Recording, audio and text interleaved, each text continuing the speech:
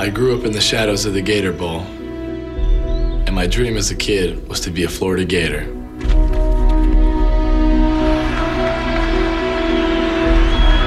I was born in the shadows of the Cotton Bowl in Dallas, Texas, but I always had dreams of playing in the SEC.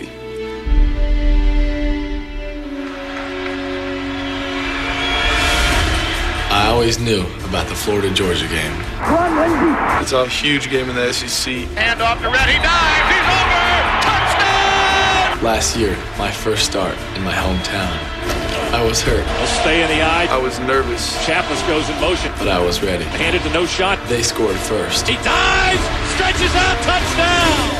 Then it happened. And look at the entire Georgia offense coming off. That's the whole team. I can't believe it. They're throwing a flag, and I don't think anybody cares. I've never seen that in my life. Urban says, are you guys ready? It's going to be a fight. So we meet again. For first place in the SEC East. We will always remember. We will never forget.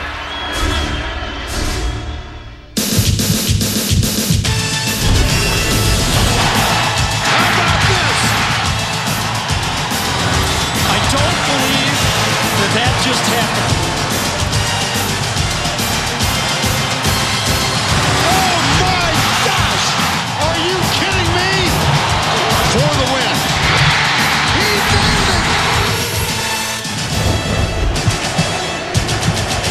it! We welcome you to the Home Depot SEC on CBS. You see part of the crowd that will exceed 80,000 in Jacksonville, and you sense a certain determination in the eyes and gestures of both quarterbacks.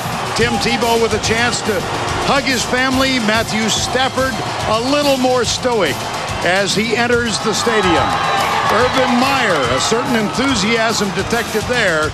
For Mark Richt, a business trip in a significant game between these two outstanding football teams.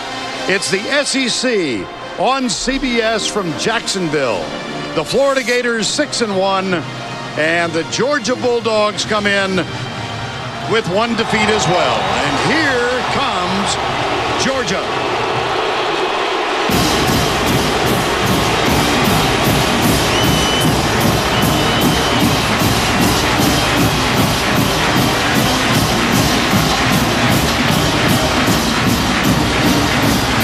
Dressed in white first time this year, the Florida Gators.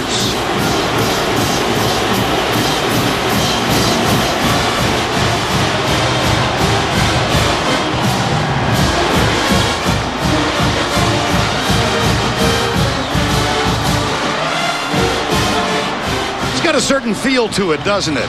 Good afternoon, everybody. Vern Lundquist, Gary Danielson, Tracy Wolfson. There is so much to demand your attention for this game. Both teams ranked in the top 10, both playing as well as they have all season, both with outstanding quarterbacks, terrific running games, wonderful special teams. You get the idea. And so much at stake this afternoon. Let's take a look at the current SEC East standings. Georgia and Florida tied. The winner of this game takes a huge step toward getting to the SEC title game in Atlanta and remains very much in anybody's conversation for a BCS championship game later in the year. Gary, let's talk a little bit about the much discussed demonstration by Georgia last year. Does that have a lingering impact? You know, Vern, usually I say no. I always go X's and O's in talent, but we were here. I mean, this was significant. Georgia called out Florida. Florida has to stand up now. I mean, they got to answer that. Dominance has shifted a little bit. They're reacting to Georgia. I think if Georgia's going to win this football game, they're going to have to beat Florida at the very best. You know, Vern, usually I like working a game. I'm looking forward to watching this game. You know, in a game between such evenly matched opponents, where do you see the difference and where might it occur? You know, I knew you'd ask me that. And I spent all week doing interviews and trying to figure out what would be the key, and I came up with 30, 40, 50 different things. And if this playing deck was all the different possibilities, draw out a possibility for me, Vern. All right. It says height at receiver for Georgia. It could be. It could be anything. That's the point. I'll tell you what it will be, though. The joker in this game is the Florida special teams. That's the joker. If Georgia doesn't match the Joker, the special teams, they won't win this game. You know, there's so much at stake, I'm not surprised he was upside down. Either way. Let's go down to Tracy Wolfson on the sideline. Trace? Thanks, guys. After the touchdown celebration last year, you'd expect a lot of trash talking this week, but there's been nothing, no bulletin board material whatsoever. That's because both coaches issued gag orders on their players, specifically Urban Meyer, who's been downplaying the incident all week. That's in his autobiography, an authorized biography called Urban's Way. Meyer swore vengeance, saying that wasn't right. It was a bad deal, and it will forever be in the mind of Urban Meyer and the football team. He said, so we'll handle it, and it's going to be a big deal. Well, guys, so far I haven't seen any sign of retaliation down here, but no one knew Georgia had anything up their sleeve. All right, Tracy, thank you so much. This game and all SEC college football games brought to you in crystal clear CBS high definition. We've had overcast skies through much of the day, blue breaking through a little bit, temperature perfect 71 degrees, and the forecast high thin clouds overhead. Georgia leads the series. Florida has won 15 of the last 18, or you can flip that. Georgia has won 2 of the last 4. Tim Tebow, injured in this game. He played without the use of his non-throwing shoulder a year ago and was sacked 6 times. Caleb Sturgis will kick off for Florida. Florida won the toss, and they deferred to the second half. And here is the return. Remarcus Brown, nothing. Positive start, special teams. Moses Jenkins, number 36, with the tackle. The cover units for Florida are just laden with speed. They get down, they play their fastest guys on there. They've got a bunch of fast guys, and they're all out in their special teams, especially kickoff coverage and punt return. In the win at LSU last week, Matthew Stafford might have played his best game ever as a Georgia quarterback. He's 25-4 as a starter. First down and 10. Play fake, Stafford. Inside, nothing there.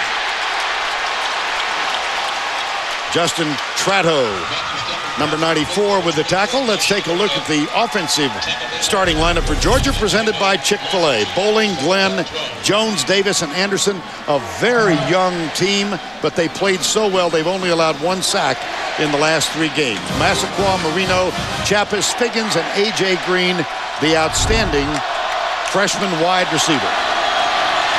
Backs in the eye. Handoff, Marino cuts back, nothing. Another positive sign for Florida. Yeah, I guess. You think? Yeah. Brandon Spikes read that play. It's an 8-man front for Florida. 188 yards last year for Marino. First 2 plays this year, minus yards and minus yards. Mr. Spikes, that ball was forced back to the middle linebacker exactly the way you're supposed to do it. Now, very careful for Georgia. You do not want to ignite this field any more than now. Stafford has thrown 5 interceptions for the season. He looks at a 3rd and 14 here. Yeah, they moved. They're going to go 5 more. Well, this is in direct contrast to what we saw last year. Penn Right to the Wages. snap. False start. 89 on the offense. 25 yards. Down remains 3rd. And let's check the Florida defense, which is off to such a great start here. Tratto, Marsh, Sanders, and Cunningham, the linebackers. You've seen Brandon Spikes in the middle already, Ryan Stamper and A.J. Jones. And in the secondary, Jenkins, a true freshman, Black, Wright, and Joe Hayden. 3rd and 18. Florida has 3 down. They send 4. And Georgia keeps it on the ground and will be forced to punt. 3 and out for the Bulldogs. All right, and nobody go get anything to drink right now. Florida blocked the first 2 punts of last week's games. They also had a blocked field goal. Brandon James, who has returned 2 this year for touchdowns, awaits the punt of Brian Mims. Now, last week, Mims, 5 punts, 50-plus yards. The problem is if you stay too tight for protection, then Brandon James gets the ball for a return. 4 punt returns for touchdown in his career. High, very high, fair catch. Brandon James, Florida will take over with a first down and 10 in great position at their own 42-yard line. Tim Tebow won the Heisman last year, lurking in the background of any discussion about the Heisman this year, but lurking is the operative word. Told us earlier this week, I'm much more of a manager this week, and boy is he emotional about this game. 6 sacks a year ago. And Percy Harvin does open at tailback alongside Tim Tebow, number 1. You don't think these players are juiced? Look what's happening early in this game. I think Carl Johnson, left guard, moved that time, number 57.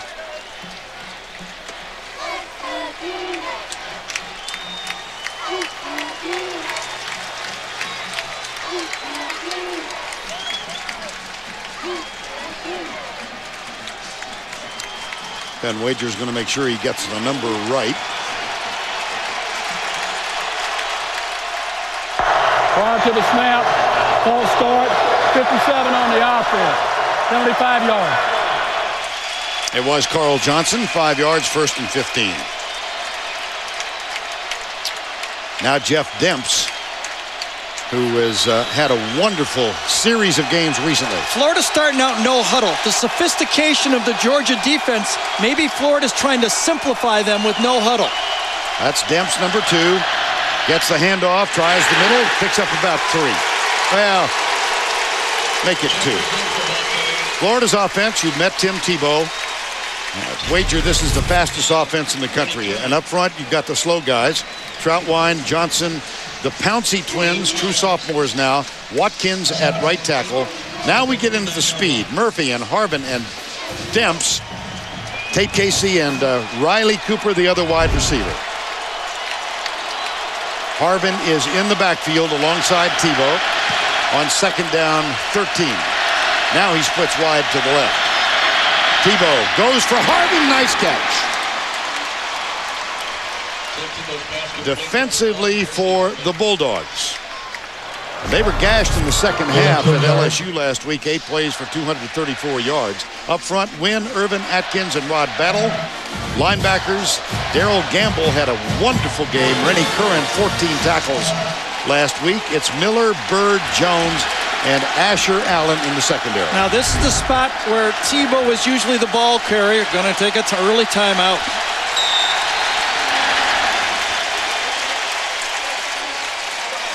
Tentative start for both teams. Time call.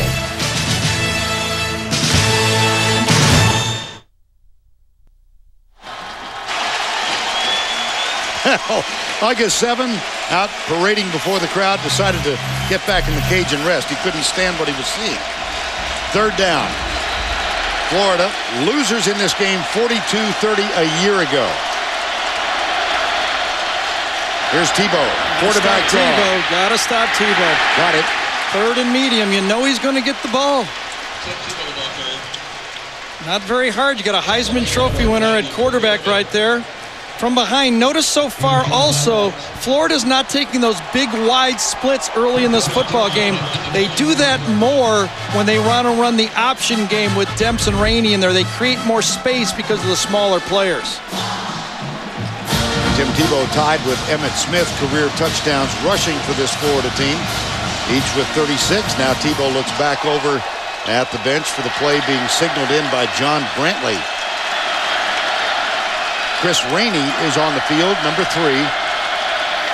Rainey gets it, starts right, cuts left, and is tackled at the line of scrimmage.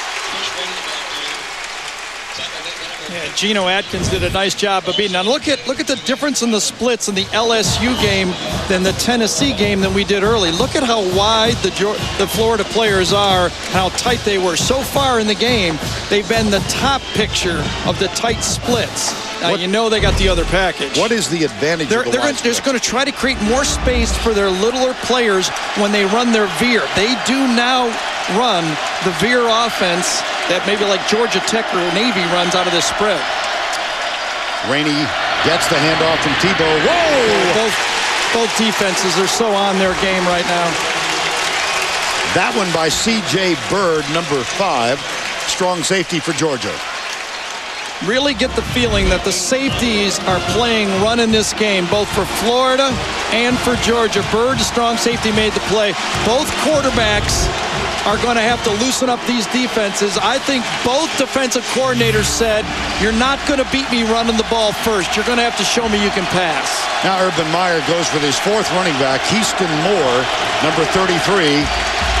Lined up to the left. Here's Tebow out of the spread. That's Moore now alongside. Tebow on 3rd and 11, motion right tackle. I tell you, both teams are really just wired. Yep. Wired. And that usually gives the advantage to the defense early in a game. You know, you find teams, when you're wired on defense, you play with your hair on fire. False start. Offensive line, penalty 5 yards, down lane 3rd. Now the offense has to kind of settle down and be precise. You got to have the right footwork. You got to work as a unit. 1 or 2 defensive guys break an assignment like Geno Atkins did last time. Get in the backfield, you can stop a play. Offense, you got to have 10, 11 guys working together. Florida and Georgia both heavily penalized teams in SEC play. On 3rd down, here's Tebow back. Little screen pass, nothing there.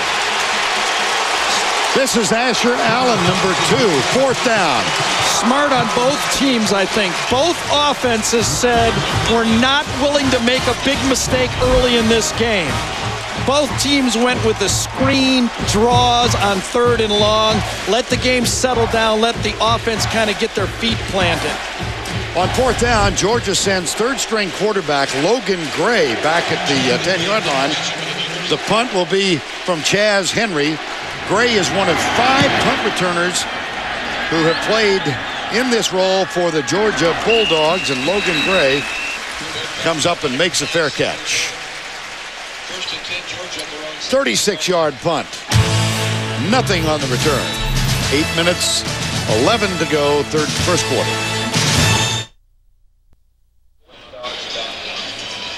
Mark Richt has maintained silence about that celebration during this week, the buildup.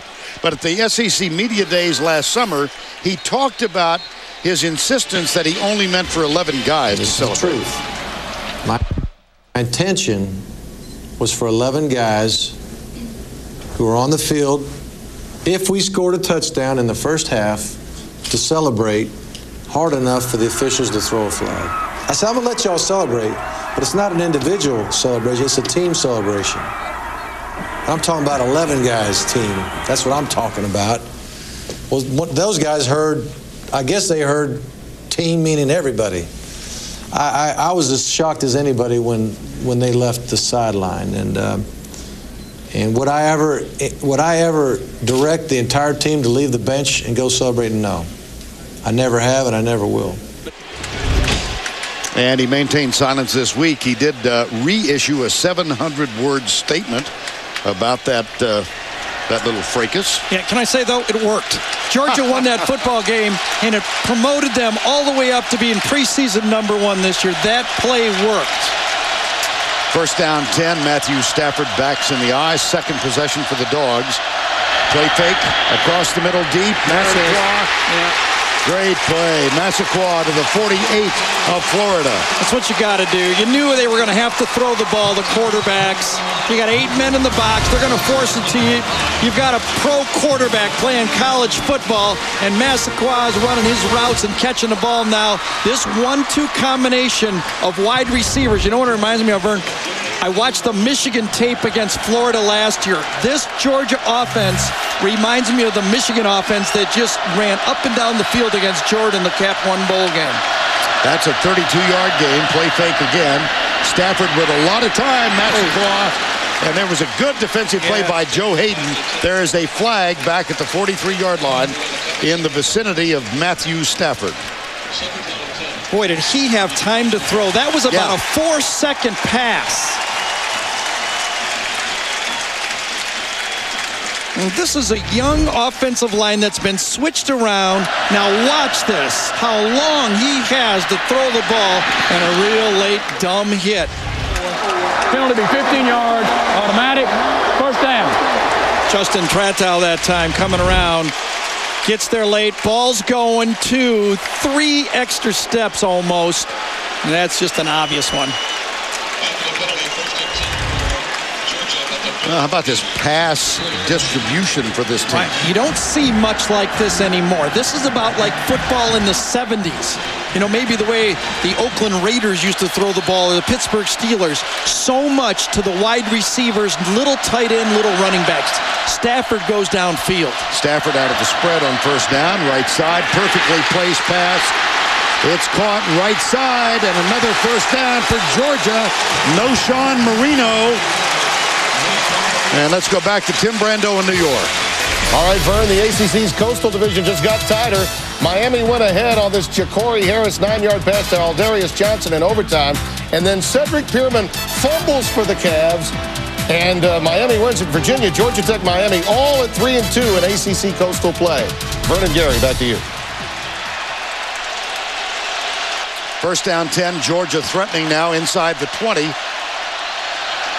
I formation. Hand off on the draw. Marino gets a block on the edge from Ben Jones to center. Look at this guy. And Marino spins and drives down near the 10-yard line. This is a wonderfully designed play, and believe me, it was designed. This ball started one way, but it was a designed cutback. Look at the center. Ben Jones coming the other way. So all of the flow, it was the Georgia play using the Florida flow and working against them. Wonderfully designed play. Caleb King, number 4, will give Marino a rest. He's had back-to-back games that he's 335 yards on the ground his last 2 games. And that's how they finished last year when Marino caught fire. 2 tight ends on second down and 3. Stafford play action. Jumps up, there's a flag. We might have a holding call on the Georgia offensive line. Well, I gave Bobo all the credit, but this was a curious call right here. You know, I could see a quick pass, but a drop back pass, now you're going to get holding other and risk a sack. 2nd and 2. Boy, I'm surprised by that one. Mike Bobo, the offensive coordinator under Mark Richt. You know, Stafford could have helped the play right there by just throwing that ball away, too. Holding. 61 on the offense. That penalty declined. 3rd down. That is only the 2nd sack of Matthew Stafford now in the last 3 games and 1 quarter. Right. You know, in that situation, it's the one thing Mike Bobo told us, that Matthew made a mistake in the Alabama game, trying to do too much. When they felt that he was doing way too much. And on that one, Stafford tried to do too much. Loss of 6, 3rd and 8. Michael Moore wearing number 26 this afternoon. Oh, look at the double coverage out here.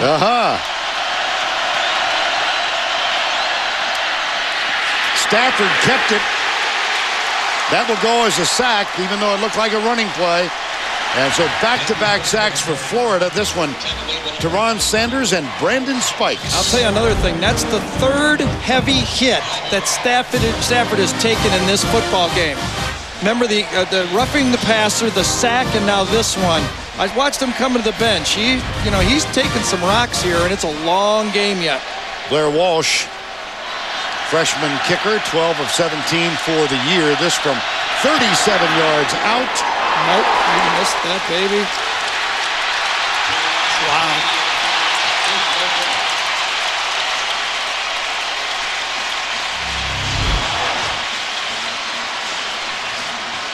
Got it off, had it in there, and spun it wide. Blair Walsh now 2 of 4 from between the 30s and 40s this year. No score. Blair Walsh missed from 37 yards. And Tebow and the Florida offense were starting position of the ball game. They've got it. First down and 10. Jeff Demps, the freshman, gets the handoff. Spilled as he gets out near the 24-yard line. Jeffrey Demps, true freshman, Talked about the speed on this Florida offense. He has really, really come on in the last 3 or 4 games. Well, most everybody knows this. When it was the second half and almost really the fourth quarter of the Arkansas game over 3 games ago, that kind of Florida found an antidote to their stalled offense, and that was moving the speed inside and running the veer basically with their speed and handing it off to them. You know, in reality now, Tebow and Percy Harvin are the second option in this offense. Now you've got 2 freshmen in there. There's the veer. Yep. And this time it's Demp's going, or Rainey rather, going to the left side.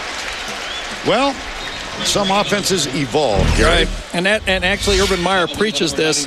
Remember, 3 years ago, Latchko was added to the backfield as the extra fullback that got it going. Of course, 2006, there was the 2-quarterback system with Tebow running short yardage. Remember Cornelius Ingram last year? He was the X factor, but Tebow just kind of rewrote the spread record books. And now this year, they moved the little guys into the backfield. But today, for some reason, Florida has not gone to the wide splits and opened it up. Harvin in motion left on 3rd down and 1. Tebow being chased. That's going to be close. At the 31-yard line. See where they spot it. Well, I thought Rennie Curran had this play and got held on it, to tell you the truth, by Phil Troutwine, number 75. Watch Troutwine. Curran comes inside. Watch Troutwine with his right arm grab him. He did. He grabbed him. That saved the play. Number 35 would have made the play in the backfield. Troutwine got away with one there. First down. That happens. You got to be a good holder to play on the offensive line. Anybody come to mind that you played with? Anybody I did play with. Well, look at Tim Tebow now, a junior. 85% of his short yardage carries, first down or touchdown. Now Keyston Moore back in. I wonder if they're going to review this spot. Yes, they are. So Penn Wagers will. What do you suppose Mark Richt was discussing? The Georgia coach is challenging the last spot. And it is the chances of getting an overrule with a coach's challenge is down in the 8-10%. It does not happen very often.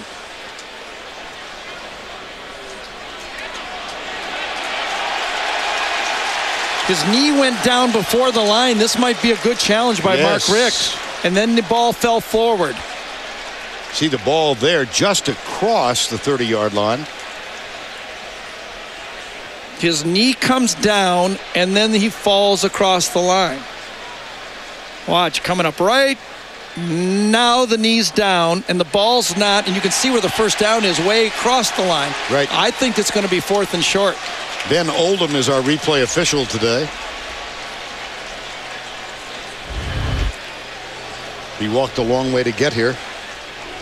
Got caught in traffic on the other side of one of the bridges. Prior to this, the coach's challenge in the SEC has been 1 for 8.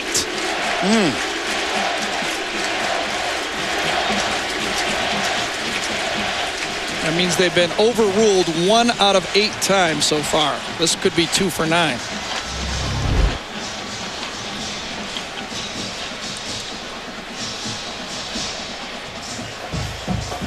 Give you a hint, when it takes a long time, usually they're going back to see where to mark the ball. After review, the ruling on the field stands. Whoa! Touchdown. Oh, Mark is upset. Mark is really upset. Now, remember, you have to have proof that it has to be reviewed.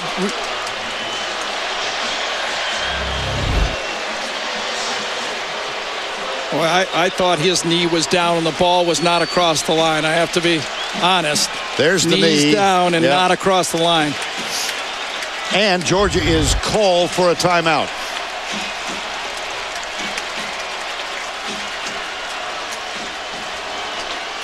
One for 9. I don't like the odds. Well, it was a good challenge. I agree with Mark Richt. Somebody up in the booth told him, hey, his knee was down. So it was a good challenge.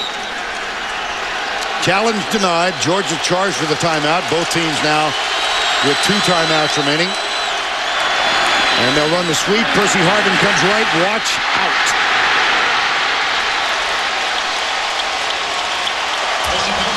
Remember earlier this summer talking with Percy Harvin about the speed of this team, and Tebow said he's still the fastest with the ball in his hands. Well, I tell you, he's so dangerous. Different guys. Nice hook block to the outside that time by Jason Watkins, and once he hits that crease, he's into the backfield in the secondary.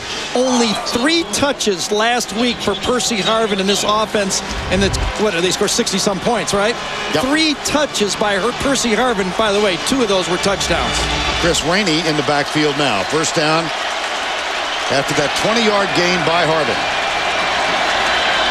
Tebow still has it. Lofts it out left side in space. Catch is made by Harvin.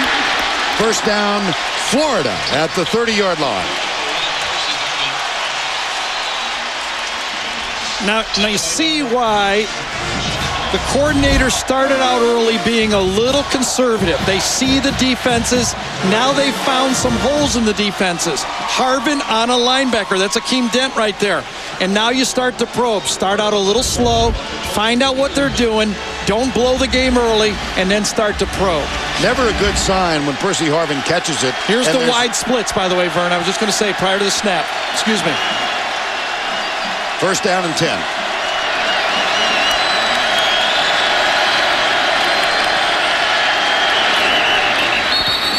Demps. You were saying Percy Harvin? Looked like there may have been movement by Marquise Pouncey. Dead ball. Delay of game on the offense. Penalty 5 yards. Down remain first. So that'll cost him 5. I'm just going to say that Percy Harvin is never a good thing when you see him catch the ball and there are no defenders in the picture. Or a linebacker. Or a linebacker. You're right. Remember LSU trying to cover him with a linebacker? You're right.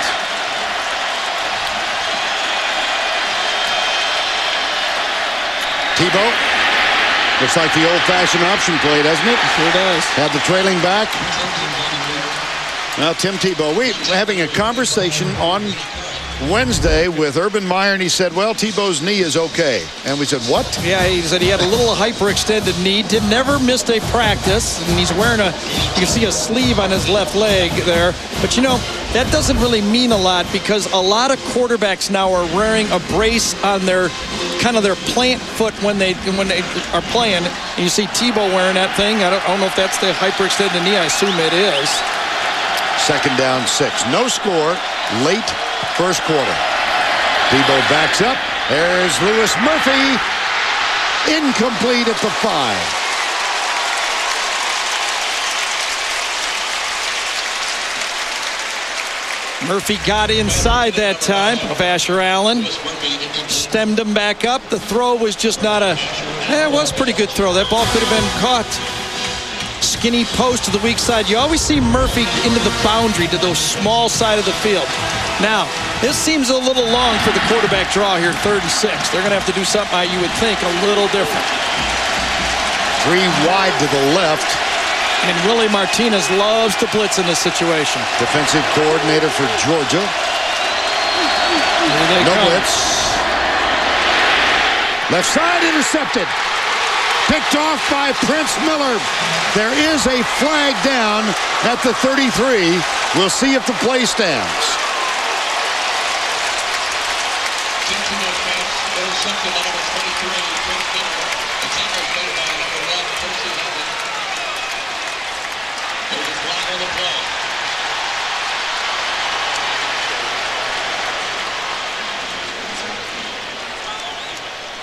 Yeah, I think it could be the defensive line's face to a helmet, kind of tore the Florida's helmet off. Personal foul. Illegal contact to the head. Number 99 on the defense. Right. Penalty will be half to the goal. Automatic. First down. As Jason Wynn was rushing, he put his hand into the helmet of the Florida defensive, either offensive tackle. It's at the top of the screen, I believe. Right there, you'll see his hand right in the middle of this thing. See his hand go under the face mask?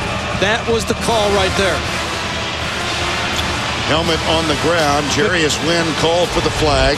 Tebow's only had 2 interceptions all year, and that could have been a dangerous run. That could have gone the other way. After the penalty, first down at the 13-yard line. And Florida's unbelievable in the red zone offense. 28 of 29 for the year. That qualifies for unbelievable. And the one that they didn't convert took a knee, basically, was 4th and 9 at the end of the Tennessee game. That is right. Otherwise, perfect. Here's Demps. That's not perfect. Good play by Rennie Curran. Twice this season, number 35 has registered 14 tackles in a game. 29 possessions, 20 touchdowns, 8 field goals. That means you're kicking good field goals, too. You're not missing any of them like Georgia just did now. Gary already, Rennie Curran with 5 tackles in this game. Doesn't surprise me. 9th play of the drive, 2nd down and 10. Got a favorable ruling on a challenge on a 1st down effort, and then the penalty. Here's the pitch. Harvin strolls in. Touchdown.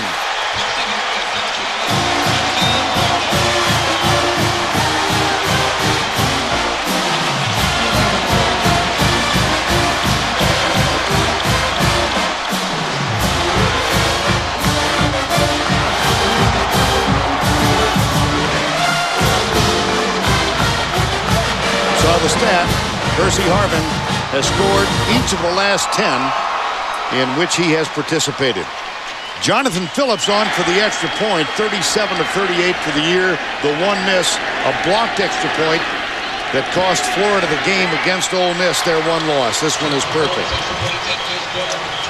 I think that it is possible that Georgia misaligned on this play. This was way too easy. There was no flank to this play.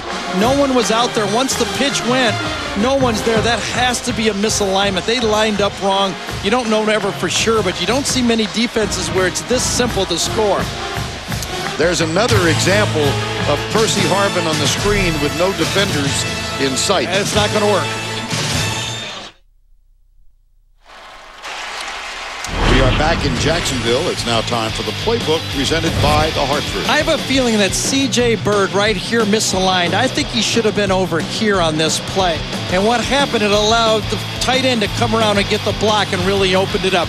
Tate Casey comes and gets an easy block on the play. You pitch it out, and that, you got the hash right there. No one even outside the hash. That's just, I think it's a misalignment. I really do, that caused that touchdown. Well, Harvin on that touchdown drive, an 18-yard pass reception, a 20-yard run, and a 13-yard touchdown run.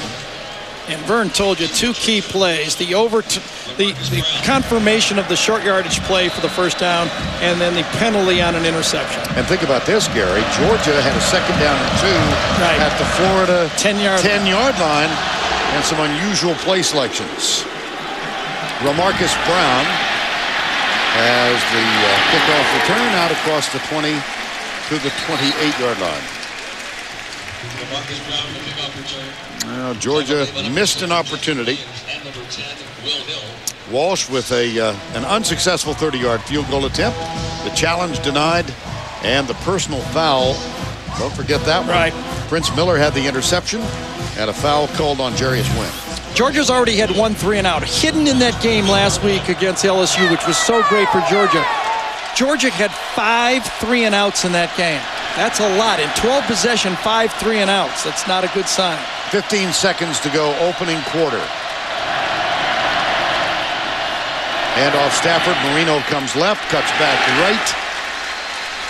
And he moves the ball to the 31-yard line. Could be the last play. Should be.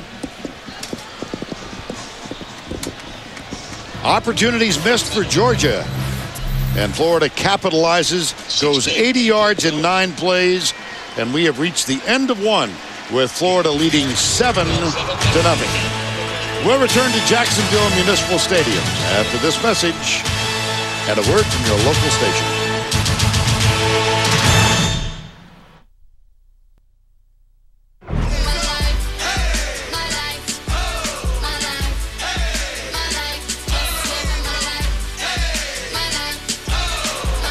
As I think most of you know, Matthew Stafford graduated from Highland Park High School in Dallas. His alma mater won last night, 49-39. Beat that mighty Rockwall team. They're 9-0 for the year. Here's Stafford, his team trailing 7-0 as we get underway, start of the second quarter. Stafford flips it left side. That's A.J. Green, the true freshman, and a positive move by the Georgia Bulldogs. Well, missed opportunities, Gary, for this Georgia team. Anything going right for them? I think so. They do know that they can get one-on-one with their wide receivers. They've hit a big play. I think they've seen that, they can move the ball, and if they don't beat themselves, they can put points on the board. It's the other side of the ball. This Florida offense has expanded so much. They've got so many ways to attack it. It's almost scary watching them play. Well, we've seen 4 running backs utilized already in this game. And a 3rd down and 4 right here. Here's Stafford back. Drills it. First down plus. Out near the 50-yard line, it's Bruce Figgins, number 89. That's a gain of 17. Well, there's no way that the Florida coaches don't know that pass distribution chart that we showed you and who they go to. They are not really even looking at the tight end a lot in these alignments because they don't throw to him too much. Come out, easy pass, man coverage, but they were disguising it so late that Major Wright did not get there enough. They're saying, we think you're going to throw to the wide receivers. We're going to try to take them away first. Stafford 5 for 5 in this game. Figgins with a 17-yard gain. Play fake Stafford. Massaqua's deep. And down the right side, he goes for A.J. Green. I thought Massaquoi might have an edge in the center of the field. Stafford popped as he lets it go. Yeah, the play-action pass took a little too long to go to the middle of the field on that one. Had he done it, he might have thrown into traffic that he didn't see. Let's see if Massaquoi was open. I think so. Well, you don't know that backside. Yeah, exactly. I thought so. Now I'm ambivalent. And here's another hit on Stafford, and it was on his left hip or left leg. 2nd down and 10. Blitz from the corner. Stafford man open and drops it. He dropped it. The reason I'm up here going, is because Stafford's eyes and head work on the defense is so perfect this time. He creates the seam by looking wide to his right. Watch, wide to his right, and then he comes back to create the seam in the middle and puts it right on target. Wow. Kenneth Harris with the drop. Pass couldn't have been more perfectly thrown. No. 3rd and 10. First in the SEC, 3rd down conversions. Here's the change.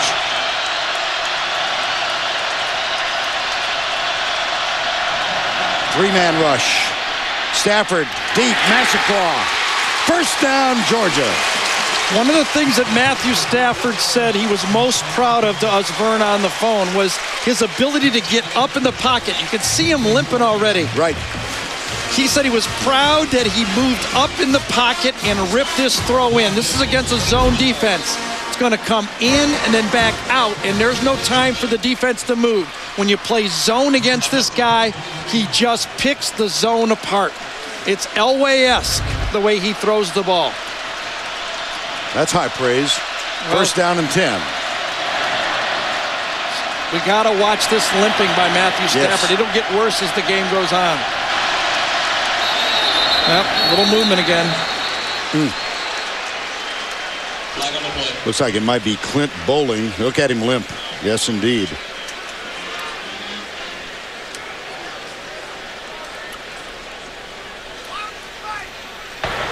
Prior to the snap, false start, number 60 on the offense, 25 yards, down lane 1. We talked about the early hits to Stafford. That's a late hit to Stafford. It came in, big blow to your leg, and that one hurt really bad. Lawrence Marsh, number 90. And Stafford still showing the effects of that. It's first down and 15. 7-0, Florida leads. Stafford knows that Florida's going to sneak their safety up there. 8-man in the box. Here he comes. Marino slips the first tackle, picks up about 3. Now let's go back to the studio for this Liberty Mutual update. Here's Tim Brando. All right, Vern, Ole Miss has now won back-to-back games for the first time since 2004. Jeff and Steve to Derek Davis here. And in other games, Alabama and Arkansas State, the Crimson Tide rolling at number 2. Mississippi State and Kentucky are tied. Tulsa was down 17 in the first quarter and have now roared back and are down by 3.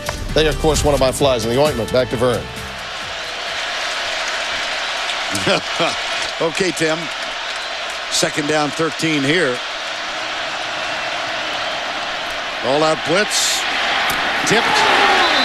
Is it picked off? No, it's incomplete. But it could have been picked off by Joe Hayden. You're right.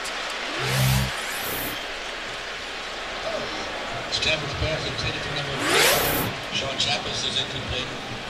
Sean Chappis, number 49, the intended receiver. I was just thinking about that Auburn loss. Right. You know, Ron Zook made a phrase famous when he was the coach of Florida, referring to noise in the system. There is noise in the system in Auburn. There's no mulligans in this league, huh? No. Yeah, how about that? And there's noise in the system in Knoxville. No mulligans. Third down, 13. Unfair, but true.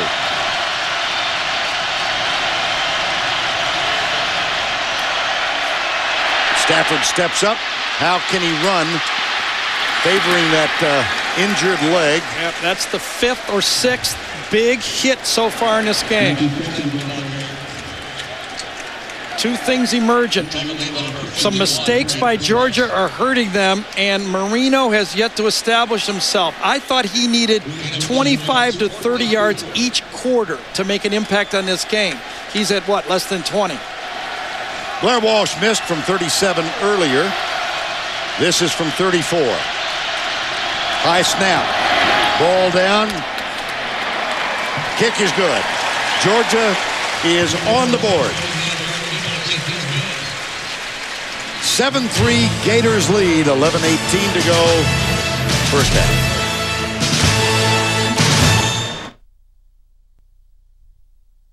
He dives, stretches out, touchdown. And look at the entire Georgia offense coming off. That's the whole team. I can't believe it. They're throwing a flag, and I don't think anybody cares. I've never seen that in my life. Urban says, are you guys ready? It's going to be a fight. Well, that was a year ago. No demonstrations by either team so far. No Sean Marino in that game. 188 yards on 33 carries. Confirmed that the defensive unit for Florida in the spring did 188 push-ups each day, 1 for each yard Marino got against them. I couldn't play there. I can't do 10.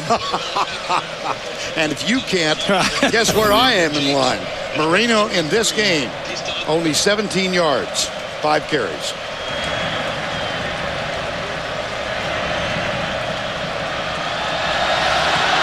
Onside kick. Florida got it. Well, that was a great catch. Great play there. Butch rally. Because that was a knuckleball. If he doesn't get that, for sure there's 3 or 4 players. Did Georgia get the ball back? Let's see. I thought Florida caught this ball and got it. Look at this. Short hop makes the play, goes down. Yes, great play.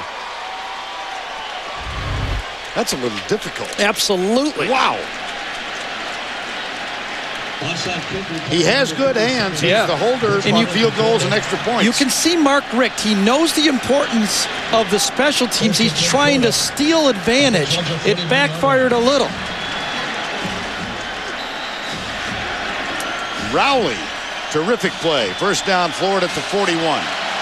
Chris Rainey is the back. He comes to the left, gets out of the tackle, and then the pursuit catches up with him. He's down at the 40-yard line.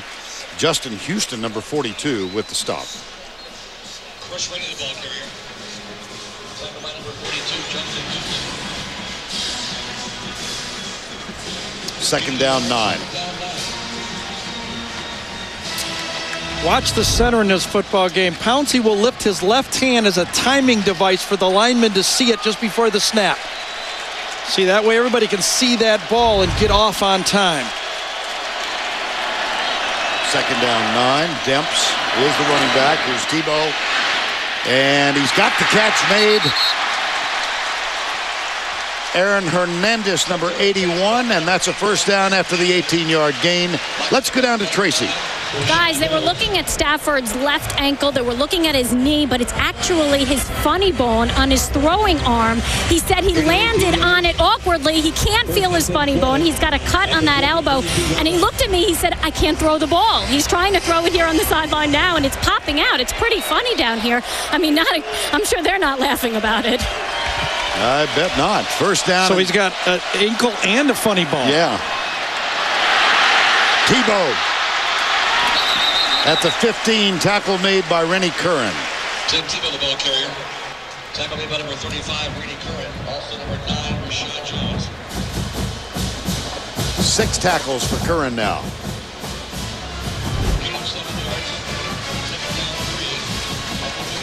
Tebow, always a threat to run the ball. That was a great throw, by the way, because he was hit on the play earlier, the one to Hernandez. He's in complete control, running the option, the passing game, and the quarterback run game. Second down and 3.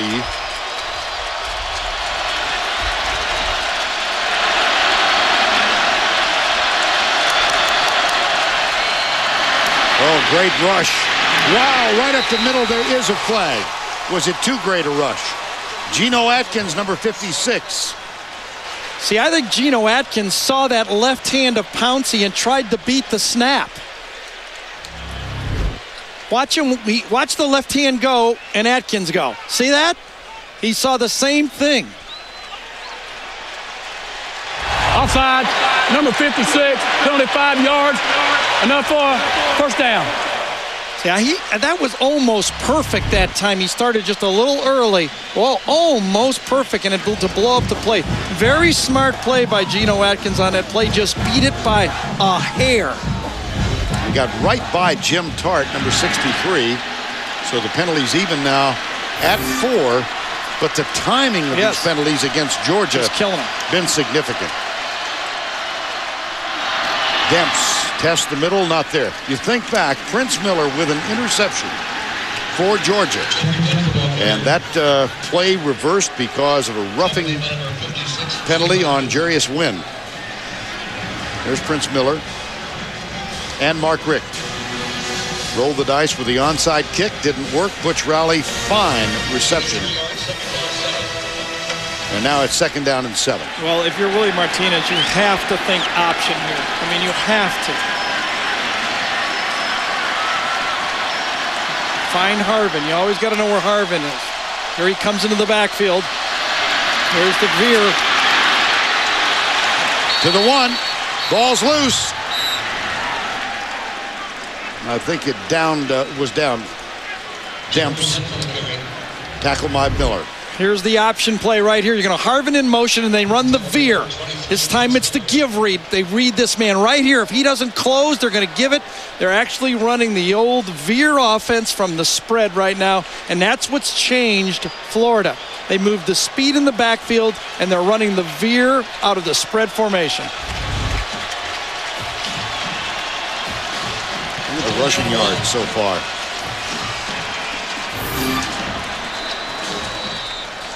Play clock down at 1. Timeout called. Timeout of the half. Florida with the timeout. And CBS Sports coverage of the Home Depot SEC will continue after this word from your local station. I'd give it 2 chances with Tebow and try to make this a 14-3 game. 3rd and inches right now. And the ball marked ready for play. 3rd and inches.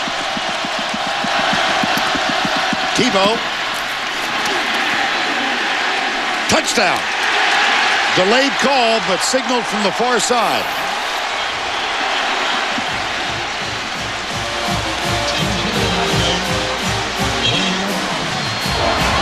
And with that touchdown, he breaks the tie he held with Emmitt Smith. He now has the most rushing touchdowns in school history, a quarterback in his junior year. Right. The little subtlety that the Florida Gators keep adding to the offense. And this will be reviewed too, won't it? Looks like it. This time they fake the speed sweep to Harvin before they allow Tebow to run off tackle. Just a little tweaks to keep that defense guessing. Remember last time we thought his knee went down? Can't see anything there. Not at all.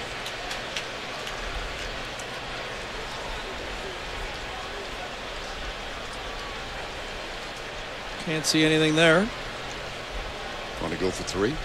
Well, I was wrong last time.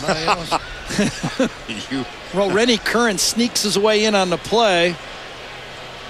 Oh, the ball did hit short of the line. Absolutely on that one. I thought it did. I thought on that one I saw the ball hit the grass before the line.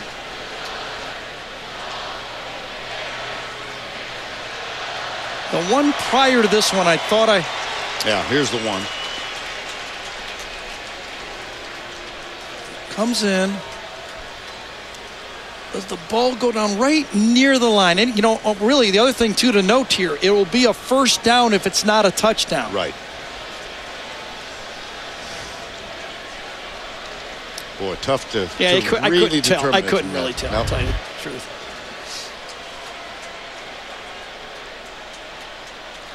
Replay official, since I heard walked 3 miles to get here, should take his time, don't you think? Yeah, I think so. Ben Oldham. The traffic was so strong.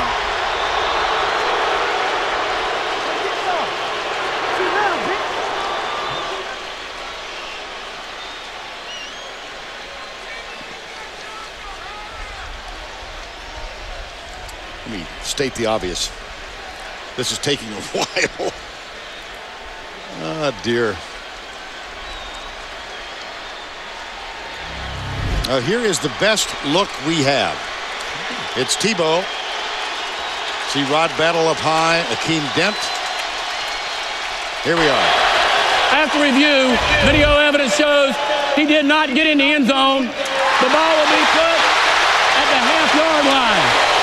I thought the ball hit the grass, but remember, now they're going to measure to see if it's a first down, or they're going to declare a first down.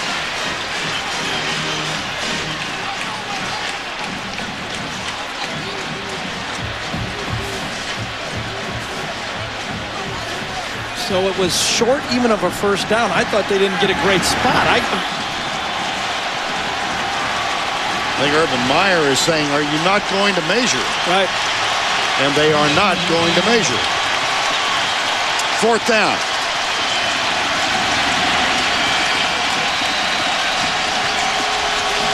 Now, do they dare do the jump pass here? No. Touchdown. Of this, there is no doubt. You knew that they'd go 4th down. Their defense is playing so hot right now. They just knew they'd go for it on 4th down. Gary referencing the jump pass. Tebow in his career 3 for 3, each resulting in a touchdown with that old-fashioned jump pass. This time, now he holds the record of most rushing. Broke it again, right? Yeah. Jonathan Phillips with the extra point. Boy, that's a machine. That Florida offense right now is a machine. Tim Tebow, most in school history. 14-3 Gators. This all began with the failed onside kick, the fine reception of the ball by Butch Rowley. Tebow with the TD, 14-3.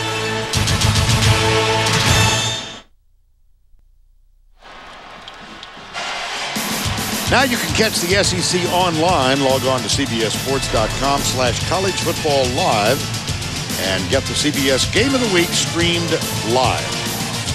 Our Game of the Week here, Jacksonville Municipal Stadium, 80,000 plus. The 86th or 87th game in this series. There's a game played in 1905. Georgia claims a 52-0 victory. Florida says, wait a minute. We didn't officially start football till 1906.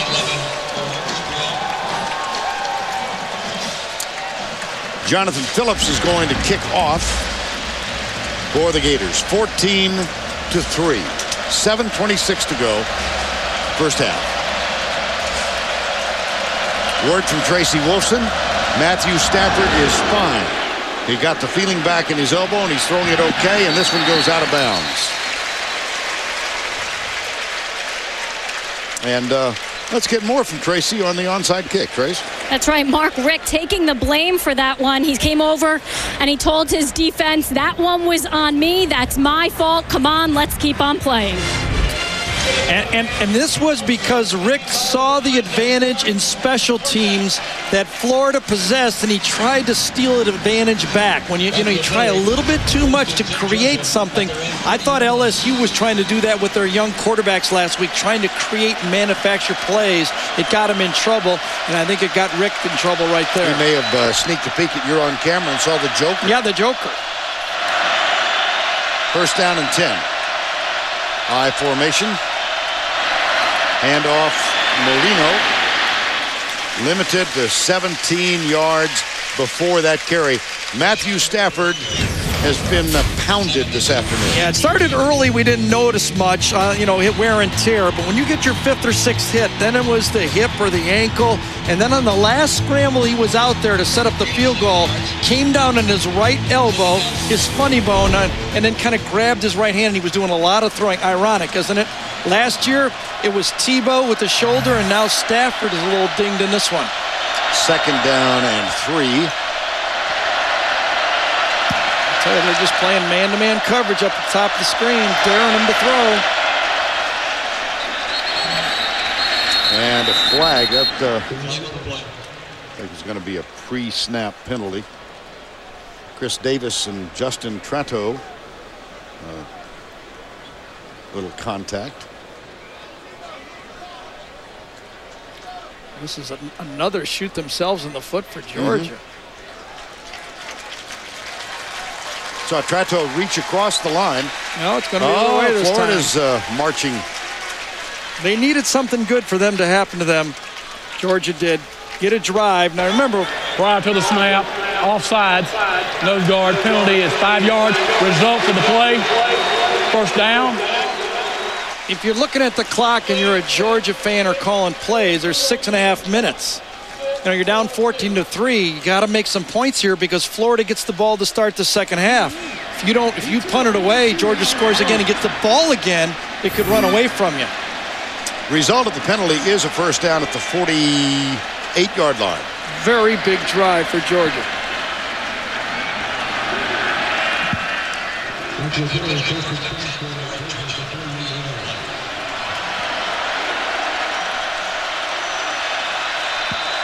Florida, 4 down, they bring 6. Stafford steps up, wings it into triple coverage. Oh boy, was that dangerous. And it hit Massaquoi on the head. Well, Major Wright could have intercepted this ball, but he went for the defensive tackle on the play. A ball-hawking free safety would have intercepted Major Wright right there. Now watch how long this ball's in the air. He could have had it, but he went for the hit with his head. All he'd do is stick his hands out there, and he could have intercepted that play. Very, very dangerous again by Stafford trying to make too much out of a play. Second and 10.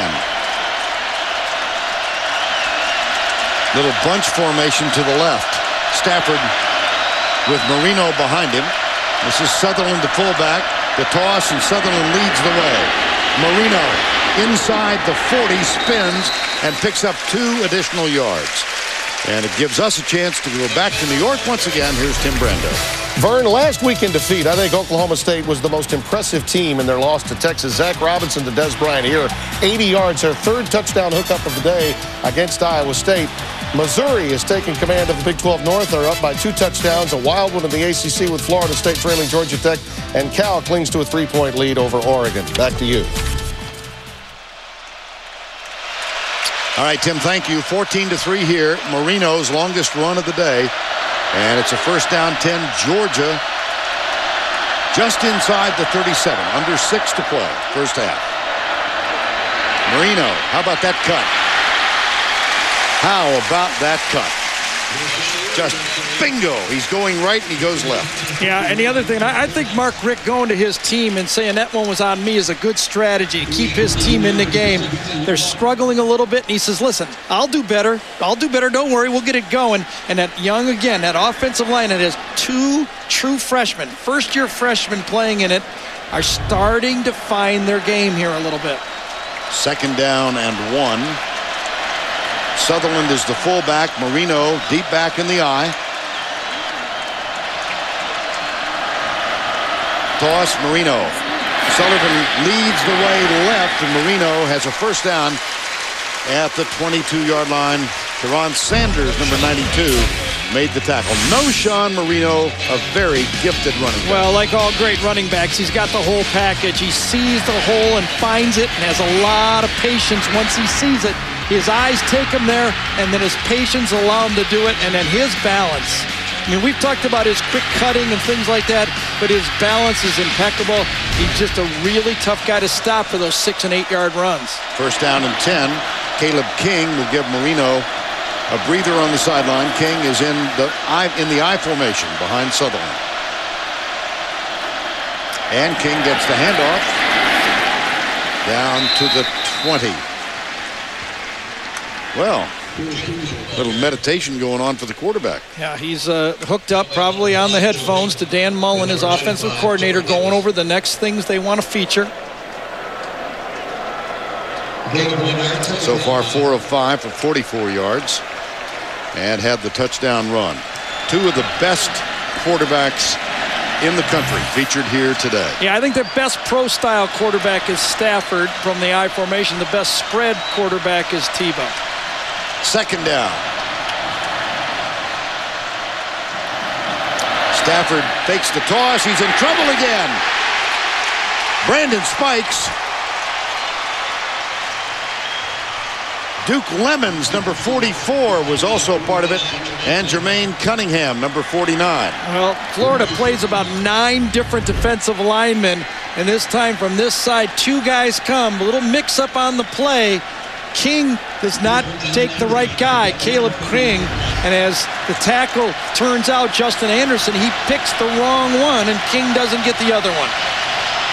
3rd and 19. Second sack for Florida this afternoon.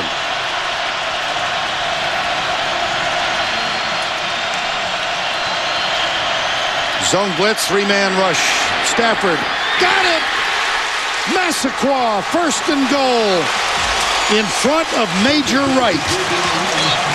Now, as good as Stafford throws this ball, and I'll give him all the credit in the world, he's the only guy in college that can make this throw. But Major Wright must make this play. There's no room behind him.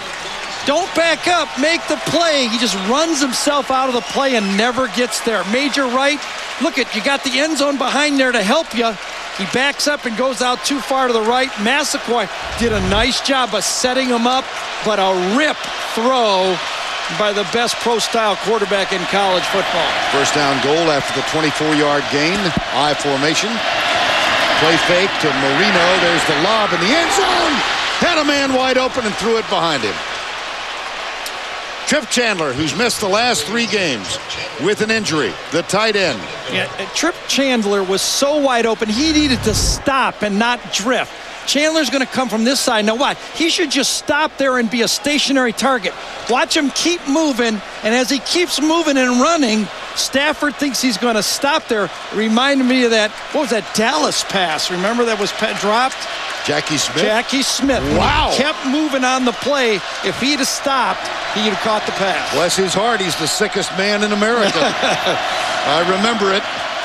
Marino goes left. Great in defense. trouble. Great defense. 3rd and goal. A.J. Jones just would not run away from his position. His assignment was cut back. He stayed with his assignment. He's over here somewhere. Staying to the outside. There he is, inside at linebacker right there, and he stayed right at home.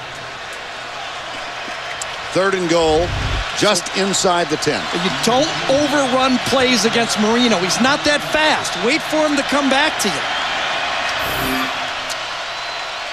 Bulldogs are going to use a timeout. It comes with 2 minutes to go in the first half.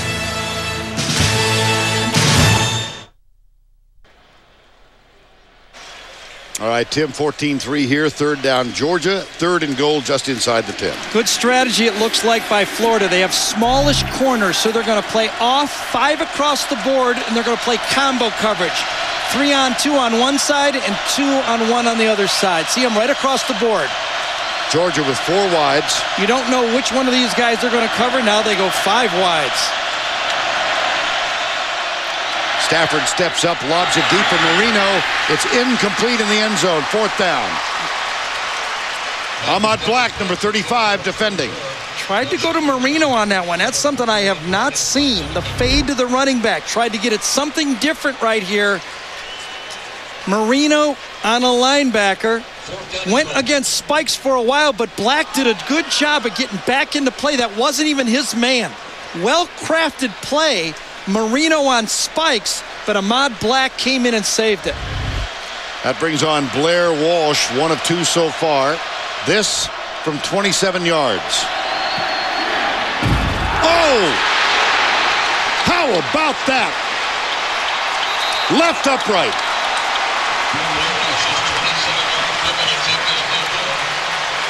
The Joker, that terrible Joker, an onside kick and 2 missed field goals.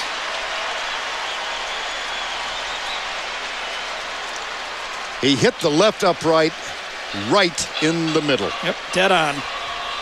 I'll tell you, and it was almost, Ahmad Black almost got in and blocked this thing too. You wonder if he felt him a little bit and pulled it.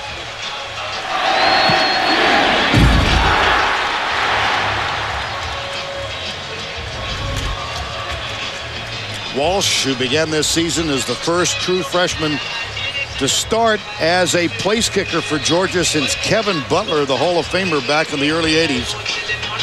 2 missed field goals. There was a personal foul penalty that negated an interception by Prince Miller. An unsuccessful onside kick. It leads to an UFTA. Here's the handoff up the middle.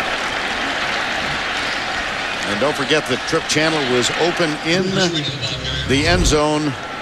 Kept going, as you said, Gary, and the pass behind him. I mean, it's just one of those things. But had he stopped, see, I think Stafford thought he was going to stop right there. As a quarterback, you're not quite sure what's in front of the player. And if Stafford would have put a little touch on it, made it a little easier catch, whatever. See, you see Stafford say, give me a target. If you'd have just stopped and gave me a target, I'd have hit you. 1:12 to go, first half. Tebow with a handoff, and that goes to Jeff Demps. And he's got the ball at the 25-yard line. We're under a minute remaining. Yeah, both teams only have 1 timeout left, so they both want to play it safe right here. If Florida pops a run, they probably would obviously take it, but they're not going to try to stop the clock with a pass, I don't believe. 3rd and 4.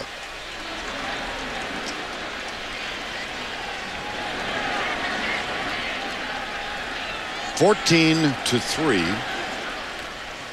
Florida. They have won 15 of the last 18 of these encounters. Georgia has not won back-to-back games in this series since 1988-89. Here's the handoff, and we're going to come to the close of the first half. It'll be 4th down. Well, I'm surprised Georgia doesn't try to take a timeout and try to block, and Mark Richt is. Got to force him to punt and go for the punt block. Georgia calls timeout, and it comes with 12 seconds remaining. They trail 14-3. 14-3, Florida leads it. Missed opportunities for the Bulldogs. Go back to their second offensive series. They had a 2nd down and 2 at the Florida 10-yard line, and they came away with no points. Missed field goal. They just completed a series in which they were 1st and goal from the 6. No points, missed field goal. They go for the block and don't get it. And here's the catch made by Prince Miller.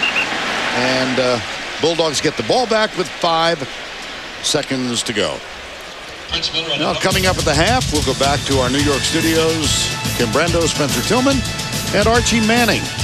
Matthew Stafford spent the summer in Thibodaux, Louisiana. Not all of it, but part of it at the Manning Passing Academy. He did.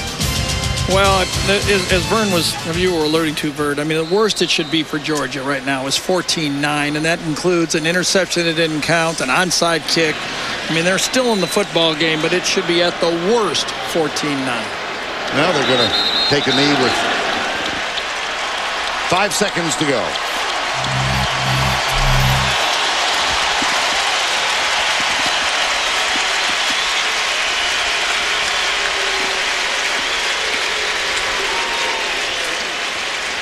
Tracy Wolfson is with Mark Richt. Coach, the onside kick, 2 missed field goals, big penalties. How do you correct that in the second half? Mistakes hurting you again. Yeah, mistakes have hurt us, but we'll be all right. We certainly could be scoring touchdowns in the red zone. We need to do that. Missed a couple kicks. Took a shot at an onside. Thought it was a good calculated risk. Didn't go well, but, you know, it's a good football game. Statistically, it's about dead even. We just have got to capitalize once we're in the red zone. Matthew Stafford taking a lot of hits. How much does that concern you? Well, he's still up and fighting, and that's all I'm concerned about right now. Thanks a lot, Coach. Good luck.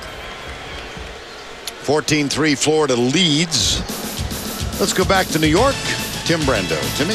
All right, Vern, it does help when they're upright, doesn't it? Coming up on the Geico Halftime Report, Spencer, Archie, and I will have all of today's action, including some fantastic finishes in the Big Ten and an early finish to Michigan's 33-year bowl streak after this word from your local station.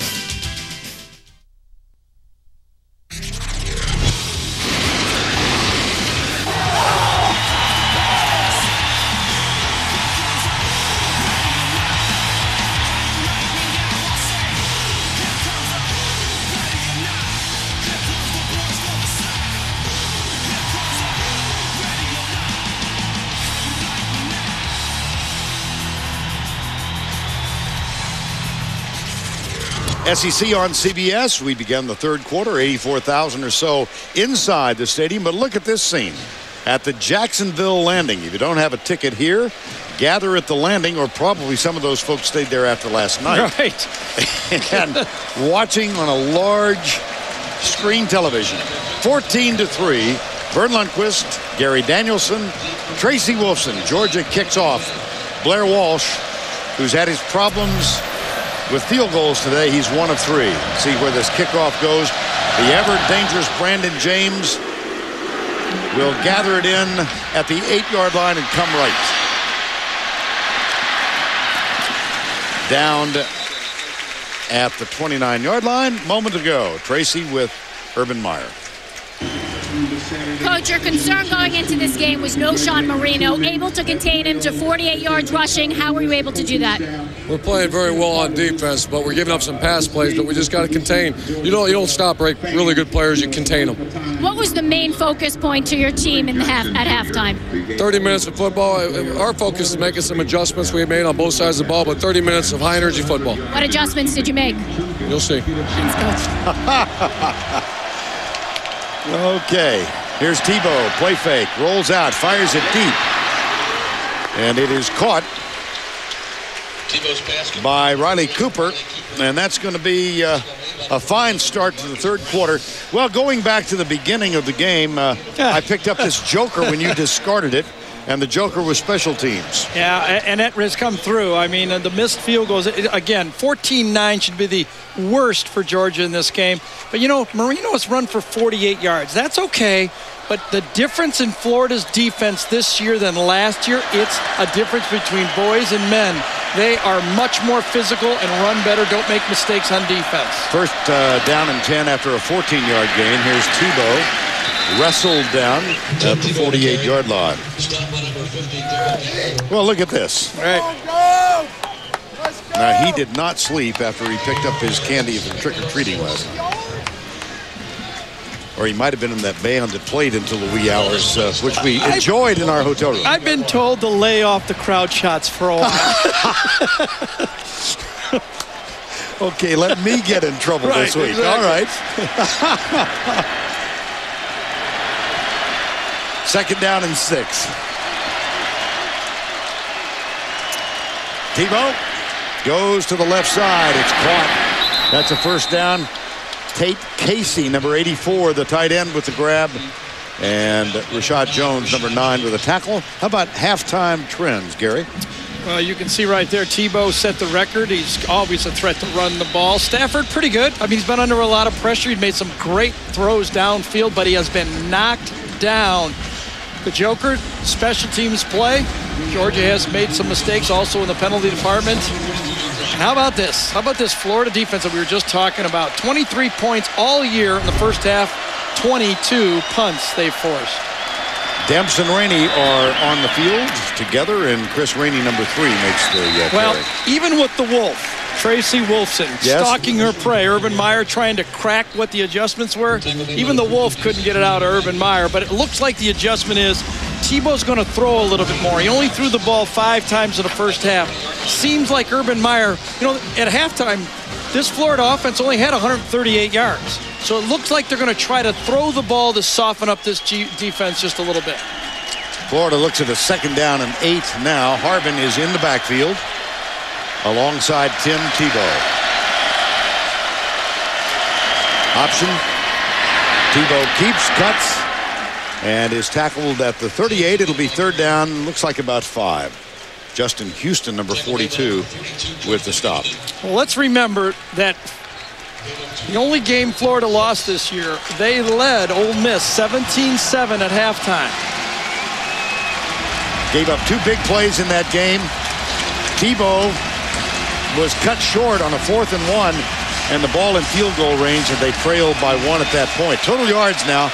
It's been a defensive-oriented game, 163 to 152. Harvin has had a big game so far. He goes in motion to the left. Georgia rushes only 3. They drop 8. Tebow flushed out to his left.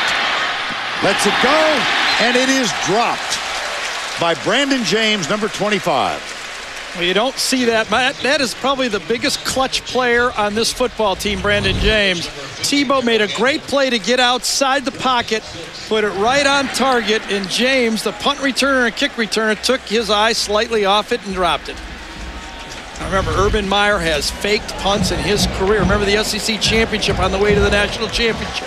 Meyer is 7 of 7 while at Florida on fake punts, but this one will be a pooch kick, and it's going to be, touchdown. He got it. Let's go over the rule again. In college football, you can go into the end zone. It's just the ball. In pro football, if you go into the end zone, you can't touch the ball. This is a perfect play. And the man who ultimately downed it is the guy who snapped it, James Smith. 35 yards down at the 2, and it was Brandon James who was down there as well. Matthew Stafford banged up a bit in the first half. He and the Bulldogs take over 1st down at their own 2, and Noshawn Marino will be on the field as well. TCU showed against BYU they're one of the fastest teams in college football. 14-3 here. 1st down at the Georgia 2.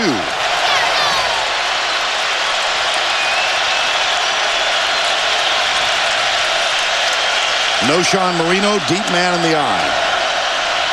Double tight end set. Marino out to the 5. He picked up 3. Well, it is time now to cue the duck. Time for the annual, or the weekly rather, Aflac trivia question. Of course, Georgia defeated the last year's national champions last week. Who was the last team to defeat the previous 2 AP national champions in consecutive weeks?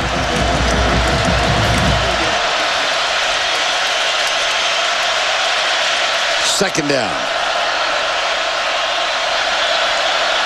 Play fake. Stafford. Massaquoi. 1st down at the 21. Yep. Fearless. Totally fair. The gunslinger. I'm telling you, if you don't get to the gunslinger's going to get you. I mean, this ball is going right in traffic right here. Watch, he turns his back and guns it. He guns it through 3 linebackers. Such confidence in his arm. Look at from behind how crowded this is, and he sticks it in there. It's just, some guys got it, some guys don't. I didn't have it. I'm envious. Yeah, but you lasted 14 years in the NFL, so for a guy of average talent. I'd trade 1 year for this, I'll tell you that right now. 20-yard gain, and it's a 1st down, or a 15-yard gain. Mix up in the backfield, and Marino comes left and doesn't get much at all. Now let's go back to New York once again. Here's Tim Brando.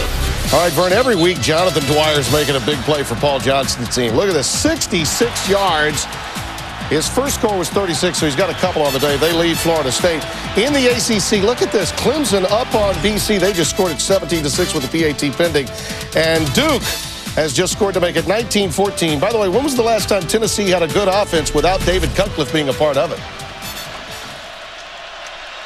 Ooh, that's a good question. That's also a shot across the bow, I think. Yes. 2nd down and 9. Here's Stafford in trouble. And he finds a receiver and gets a first down. Great play by Chris Durham that time. What you have to do when the quarterback scramble is go help your quarterback. Durham was going to the middle of the field. When he sees his quarterback scramble, Durham spins and comes back and helps Stafford. Gave him his only outlet for the first down. You know, Georgia's really survived. Florida made it 14-3 with about, 7 minutes to go in the first half. They had a nice long drive. They stopped Florida once at the end of the half, Florida at the beginning of the half, and now they've taken it off their own end zone. First down at the 35-yard line.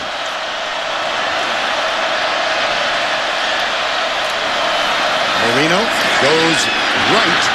Look at him hurdle. Almost broke it. He's down at the 47-yard line. For the second time this season, we have seen Marino with that patented move up and over a defender. Yeah, follow number 49, Sean Chappis this time. He reads it outside, then he leaps and accelerates all in the same motion. I tell you, it's a pretty successful running game here for Georgia. It's been loosened up with the play-action pass. The I formation play-action pass has been devastating. It was Ryan Stamper this time, and actually, if he'd been running the 110s, he would have knocked the hurdle down. He wasn't that high. But it still looked pretty. Caleb King gives Marino a break. Here's Stafford play action. A.J. Green first down at the 30. Perfect call. I don't know if Bobo is finding his game, offensive coordinator for Georgia, but it is a corner blitz, and he gets the call the opposite way. Here comes the corner blitz, so they have to be weak to this side of rotation. So the play action is the opposite. Look at him rotate away from the play, so he's got the perfect call on for the rotation of the slant inside. You know who's been quiet? A.J. Green's been quiet. When are they going to go to this guy? He's top of the screen right now. Caleb King is still the running back. After the 16-yard gain, play fake again. Stafford, right side, drills it, intercepted. Picked off, and here we go down the sideline. Joe Hayden. Going to score.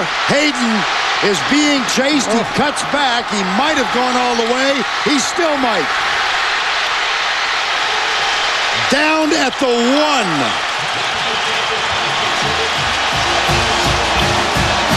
Tell you, Joe Hayden got away with one here, Vern. Stuck his hand out and grabbed A.J. Green and didn't get a call.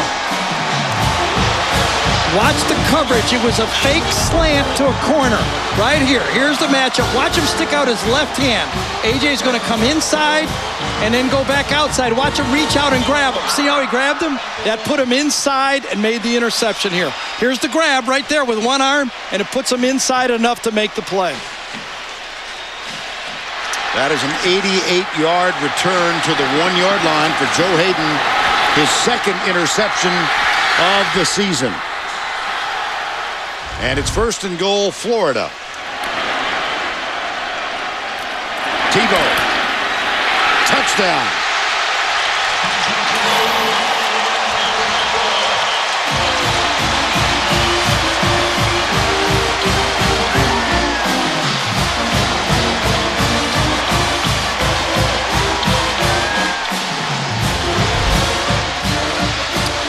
Power off. This time, instead of going inside, Tebow bounces it outside. Just one of those devastating plays. Boy, you know, you could almost feel. I mean, he was going to go to A.J. Green. They had the good call on, post corner, and Hayden did a good job, stuck his arm out, and then ran underneath the throw to make the interception. That brings Jonathan Phillips on for the extra point. It's good. And as Georgia appeared to be threatening, Stafford intercepted by Joe Hayden. Joe Hayden returns it 88 yards. Massaquoi stopped him at the 1. That was it.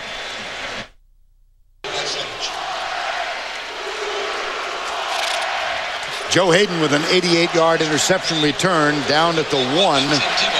But the former high school quarterback might have provided the difference in the game. And coming up, the 5-star play of the game presented by Wrangler. Yeah, he's the leading candidate. I would for think sure. so, yes. It was such a well-crafted drive by Georgia. They got Marino off. You know, Marino's at 71 yards rushing. Stafford was on his game, the Florida defense. But remember we said against Stanford, you can't play zone. Georgia played man. They challenge every throw, and they got an interception out of it. You have to give them credit. A lot of people are afraid to play man against A.J. Green. They played man, and they got the interception. Richard Samuel is the deep man. Caleb Sturgis will kick off for Florida. And that one back Samuel up 5 yards deep. And he'll... Oh! Well, Samuel's only 17, but he almost aged his coach. It caught 10 years if he came out on that one. That's the first time I've seen a 17-year-old have a senior moment. Hell, that could have been bad. Sean Chappas grabbed him, almost tackled him. That was a good play by Chappas. Number 49 says, no. I know you used to do this in high school. He said, no. There's your leading candidate for what were you thinking? That's for sure. And so from the 20, Matthew Stafford and the Bulldogs start from a deep hole, down by 18.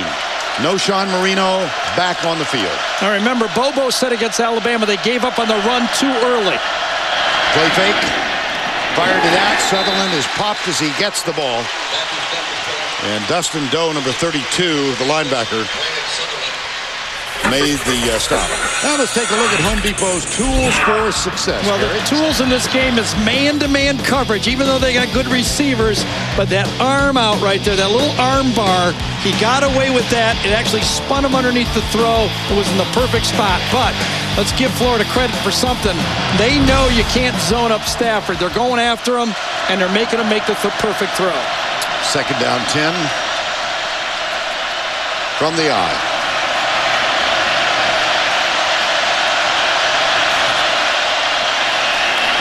Marino. And let's go now back to the studio. Tim Brando in this Liberty Mutual update. All right, Vern, another fly in the ointment goes down. Tulsa was 8-0, but this David Johnson pass on 4th down goes incomplete. They had 4 tries from inside the 12. We're down to 7 unbeatens. There'll be 6 after tonight's Texas Tech game. Alabama's rolling, and Kentucky holds on with an interception with a minute left to clinch it for the Cats against Mississippi State. Back to you. All right, Tim, a little subplot in that Tulsa-Arkansas game, of course. Gus Malzahn, who was the offensive coordinator, and whatever happened to Mitch Mustaine, is now the offensive coordinator at Tulsa. So Arkansas wins it. Time has been called. 7:10 to go in the third. 21-3 Florida.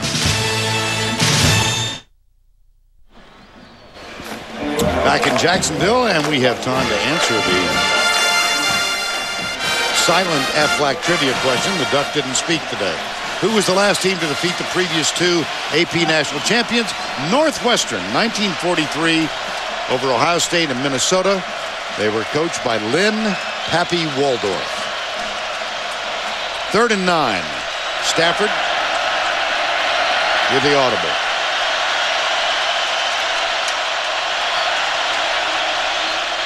Four-man rush, stunning. Stafford in trouble. It's not free. 4th down. Dustin Doe missed a couple of games with an injury, back in the lineup. And 3 and out this time for the Georgia Bulldogs. I'll tell you, the pressure came to Stafford around the corner from the outside, and Brandon Spikes was the middle linebacker lined up at a defensive end position. Watch him come right around the corner and beats Bowling, and Stafford felt it, and that's why he had to kind of step and throw it off balance. Had nothing on that throw. Brandon James awaits Brian Mims' punt, and he is at the 29-yard line. Here we go. Yep, here we go. Georgia held Trindon Holiday in check last week against LSU. This one high, but relatively short. It will bounce. And then James picks it up on one hop. He's cut down at the 36-yard line. Such a smart play by James that time. It's going to hurt his average, but it's going to help his team because that would have rolled about another 10 or 15 yards back. 45-yard punt, 2 on the return. Gators have the ball.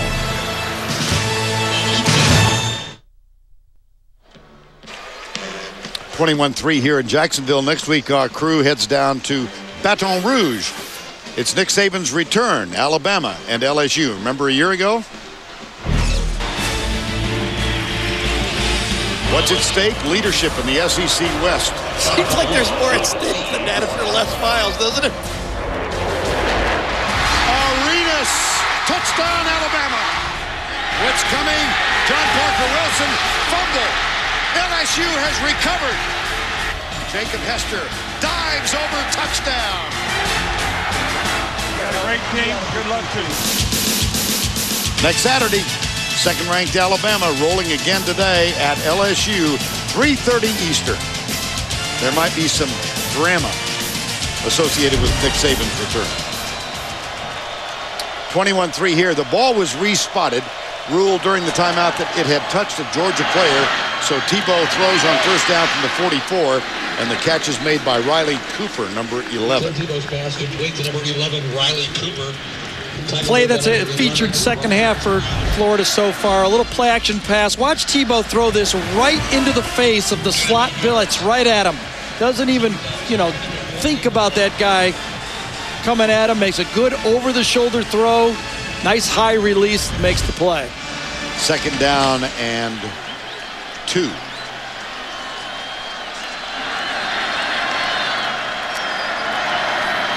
There's a quick flip, I beg your pardon, out to Harbin, and Prince Miller was up to defend. Yeah, it's a good thing that was not a well-thrown ball, because Prince Miller had that one tagged, and he was going to go the other direction. One of the key plays in the first half was a Prince Miller interception of Tim Tebow that was negated because of an unnecessary roughness call on Jarius Wynn. Well, here comes that point in the game where if you're Urban Meyer, you want to control the clock. He knows how explosive Georgia can be, and he's got a clock controller at 15. Brandon James comes out of the backfield. That's 3 wides to the right side. Tebow hesitates, runs, first down. Nothing new with that. No, control the clock. He is the best clock-controlling short yardage back, I think, in college football. See, right now, Urban Meyer's looking up there and says, every time I make a first down, I take 2 minutes off that clock. And it shows 6:00 remaining third. Harbin wide to the left.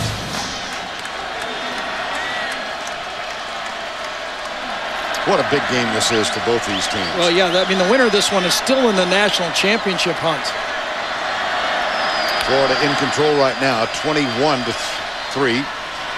Here's Tebow. Now he throws it down the left side, has a man open. It is caught, touchdown. Louis Murphy, number 9. And he beat Alan Asher, number 2, 44 yards. Gators increase the lead. I'll tell you, Tebow had better stats last year, but he's a better quarterback this year. In what way, Gary? He just is so much more in control of his football game now. Just taking care of all of his weapons on the field. That's why Florida's so dangerous. They could be as dangerous offense as any team in the country. Jonathan Phillips for the extra point. Great release by Murphy. He went inside Asher Allen. Usually you see a receiver go outside when he wants to go deep. Watch him take the inside release and then widen back out to make the catch.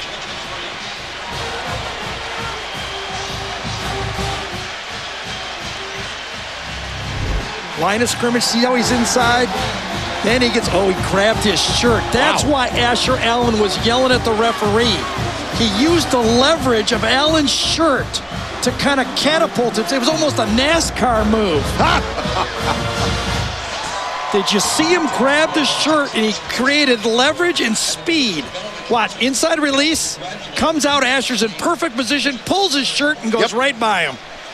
Well, Joe Hayden got away with one defensively. Louis Murphy gets away with one offensively. Tebow's 8 of 11 in the game.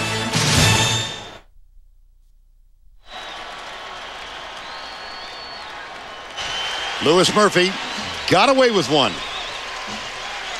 And he got the touchdown pass from Tim Tebow. It is 28-3. Yeah, right. This happens all the time, by the way, in football. This is part of the game. You know, everybody's grabbing and holding. We see this all the time. But we're going to show you that the side judge's angle on the play kept him from seeing the play and when it happened. And we'll show you that after the kick, which is going to happen right now. Richard Samuel, the deep man. This one is returnable. Out to the 23. Gary, take us through this again.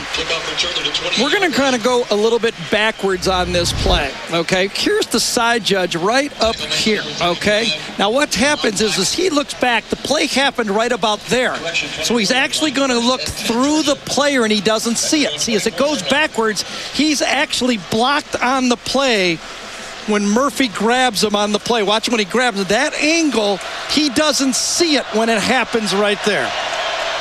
End result, a 44-yard touchdown reception by Lewis Murphy. First down, Stafford and the Bulldogs. Right side. Catch is made by D'Amico Goodman, number 85. And for more on that last play, let's get into Tracy Wolfson.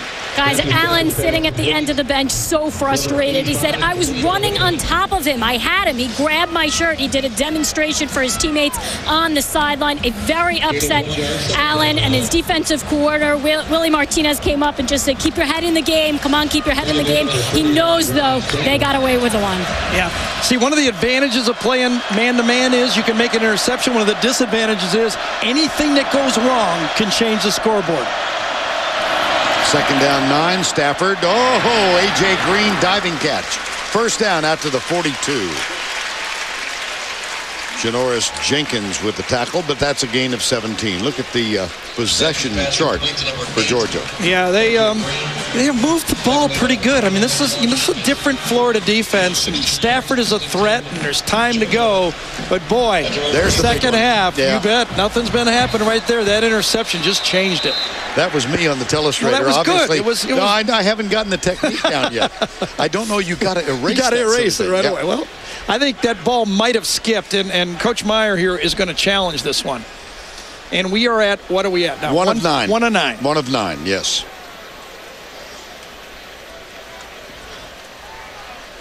I think Brandon Spikes talked Urban Meyer into challenging this Florida play. coach is challenging the last play on the catch.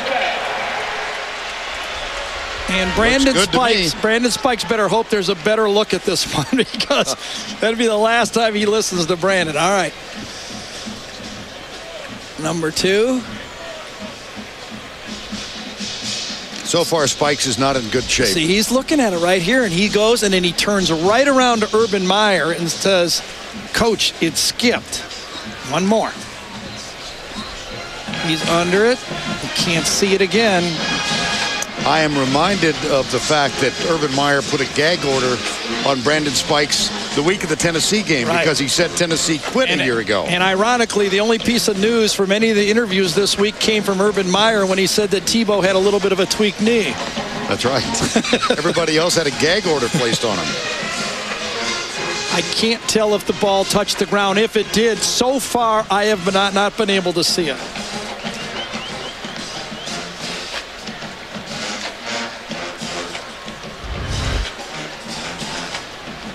Brandon Spikes, the junior out of Shelby, North Carolina, had one of the big plays in that huge win for Florida against LSU. You know, remember, this is the odd year where Florida only plays 3 SEC road games, because this is the year it should or could have been in Athens. Their only remaining road game at Vanderbilt.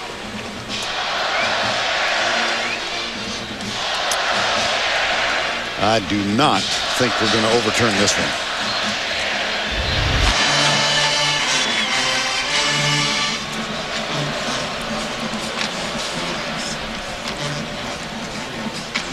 Gators schedule, go back up to the 27th of September when they were knocked off or defeated at home by 1.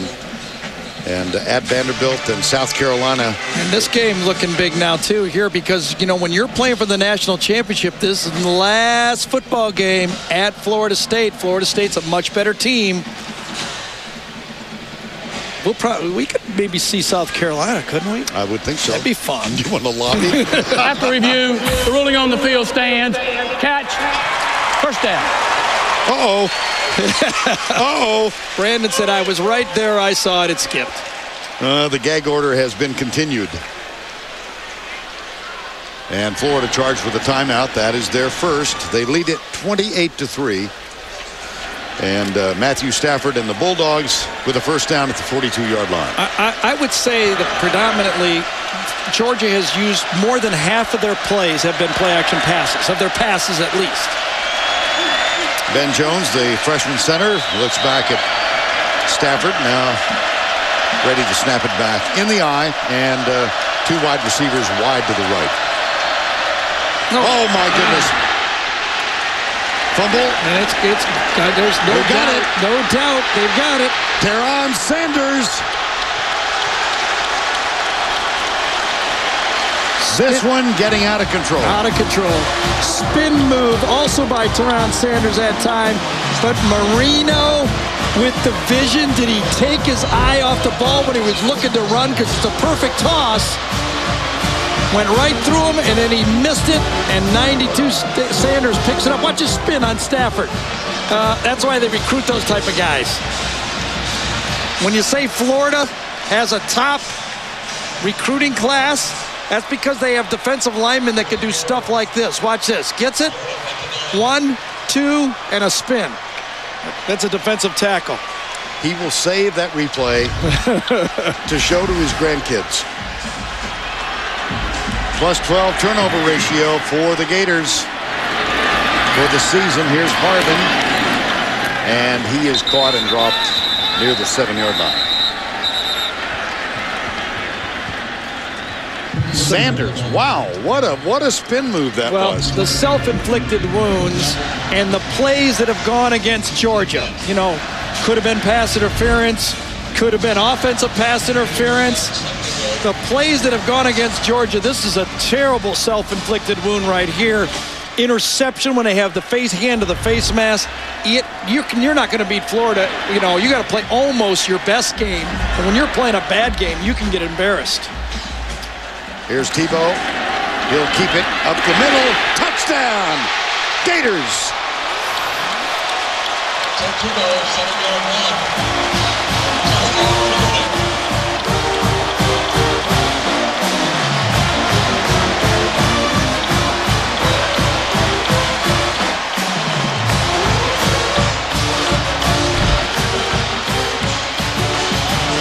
Left guard comes around. It's Carl Johnson. Watch him fit in on Gamble, the interception guy last week, and just gets it right in there. Fake the sweep. Pull your guard around Carl Johnson and fit on the linebacker, Darrell Gamble. That's the way you play offense. This offense got so much for Florida. This is the offense that Urban Meyer envisioned when he came to Florida. Well, got 4 days remaining, and see how many right-ends Tim Tebow gets on Tuesday. He's got 3 touchdowns on the ground today.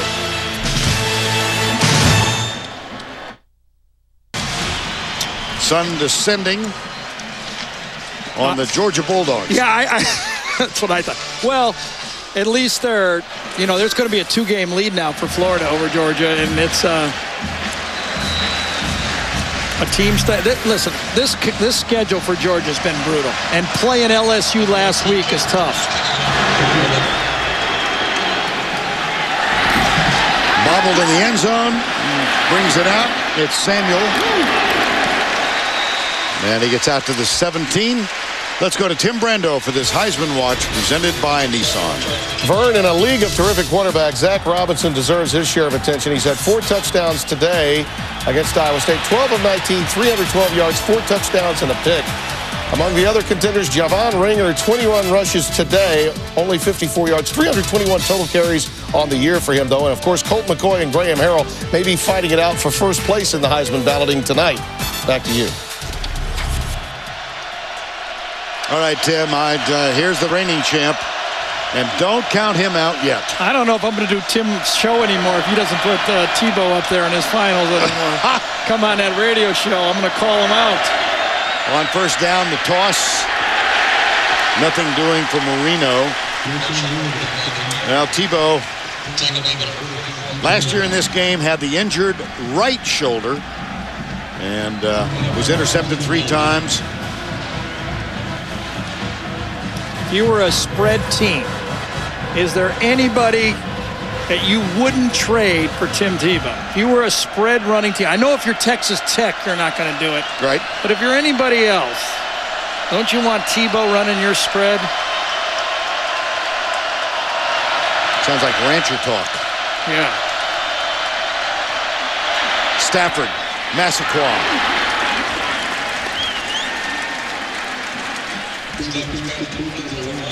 Well, Tebow, the only sophomore to ever win the Heisman, trying to repeat. Archie Griffin repeated in 74 and 75, but his numbers were down his second year. Well, let's be honest here, though. He's only got one chance. He's got to run the table, and then he has to beat number 2 Alabama in a big game in the SEC championship. And you know what? We've gotten to know him pretty well. I don't think getting the Heisman is on his mind. No. First down and 10. Stafford.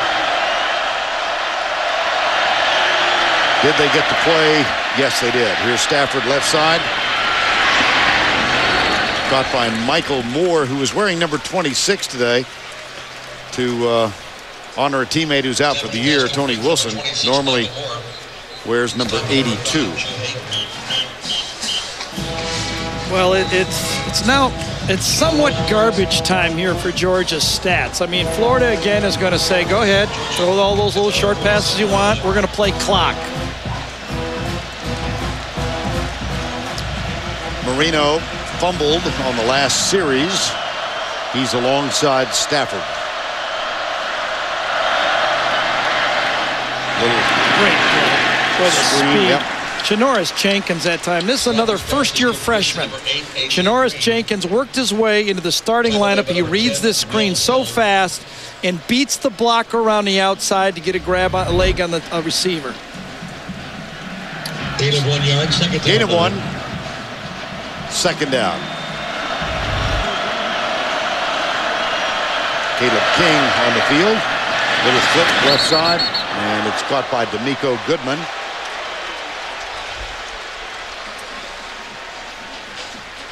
Georgia trailing 35-3. Walsh, 2 missed field goals. 1 hit the left upright from 27 yards away. Go back to the first half. Gain of 3 yards, third down 6. And they had a personal foul penalty, negating a Prince Miller interception. 2 turnovers.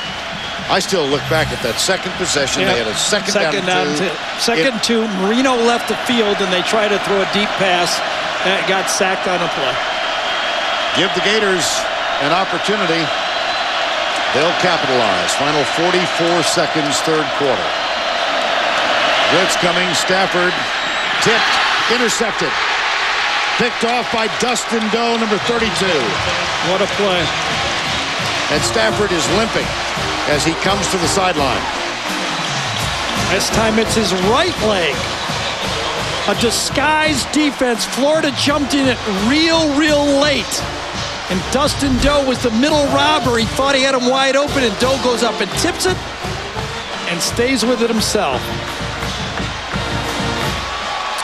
You know, say what you want now, but there's no way. Florida style points are going to matter here because it comes down to the end of the year. They have to think of the possibility that could they sneak by an undefeated Penn State. I don't personally think it's going to happen, but they also want to win all tiebreakers, so they got to keep throwing points on the board. Here's the handoff to Harvin. He goes right. Darrell Gamble is the first to make the tackle, and a flag is down at the 43-yard line. Yeah, absolute holding on the play. It was pretty easy to see, too. I think it was Jason Watkins. I'm not, but it was pretty easy grab.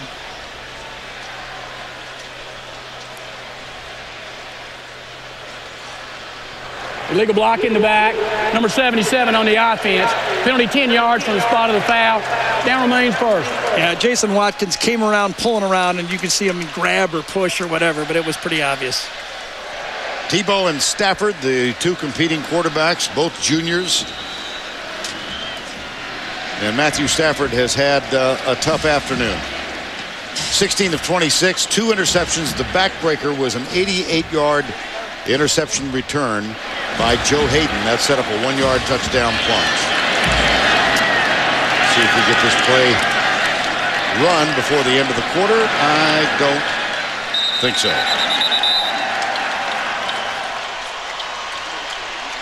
That's the end of 3 with the score 35-3.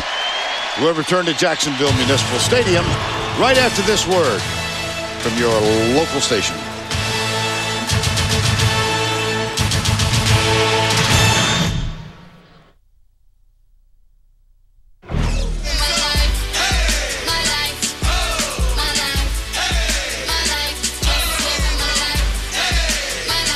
Tim Tebow's alma mater, Nice High School in nearby suburban Jacksonville. They won last night, but their record's only 5-3. This is, I checked these. That's what you do. Yeah.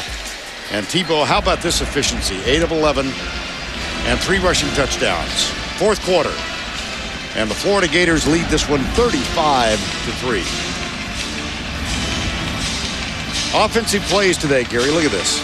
29 plays, 35 points. Big plays. Has always been the mark of this Florida team. Brandon James in motion. James goes right.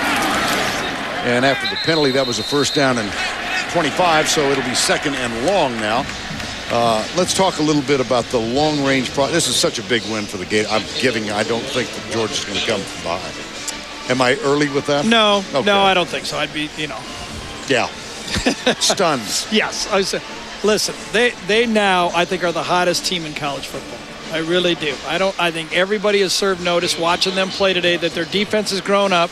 Tebow's becoming a monster again, and they've emerged with 2 new weapons. I think every defensive coordinator is looking at them and say, all right, where's the weakness? They're veterans in the offensive line. They got speed all over the field. Here's one of the speedsters, Jeffrey Demps, number 2, on second down and 16. He caught his first touchdown pass last week, a 61-yarder from Tebow. And when he made the catch, Urban Meyer said he turned around and looked for his extra point team. He was so sure that Demps was going to score. Third down now. Georgia band not quite as enthusiastic as the Gator band in the other end zone. 3rd and 7.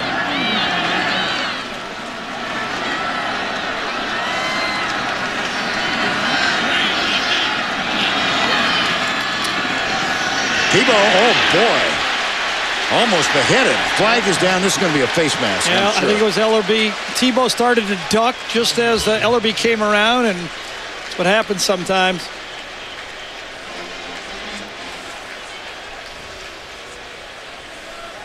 Disregard the foul. There is no flag.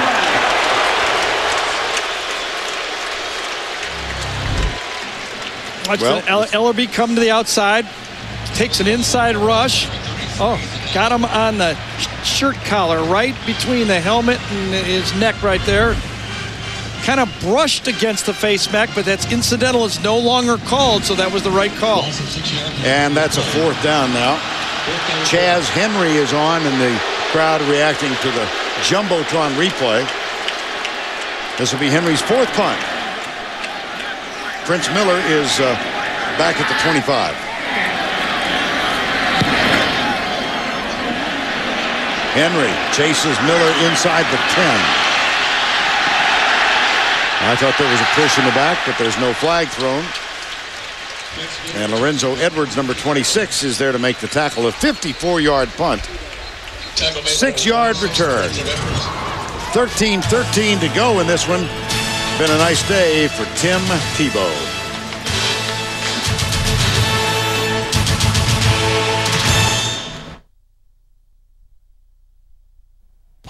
And now it's time for our Geico scoring recap.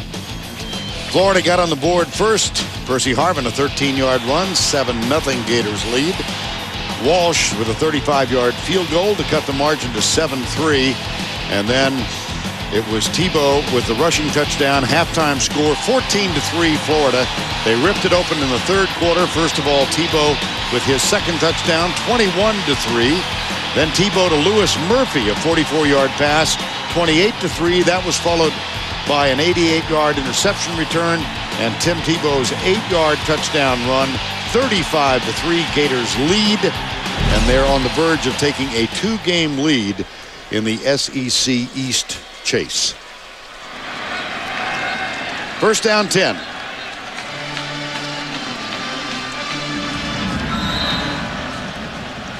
Georgia in the second half. Interception, punt, fumble, interception. Yeah, and the one time they didn't turn it over, it was a 3-and-out.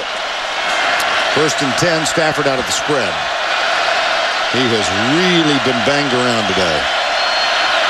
Numb elbow, limping first on the left leg and then the right. Here's the handoff to Marino.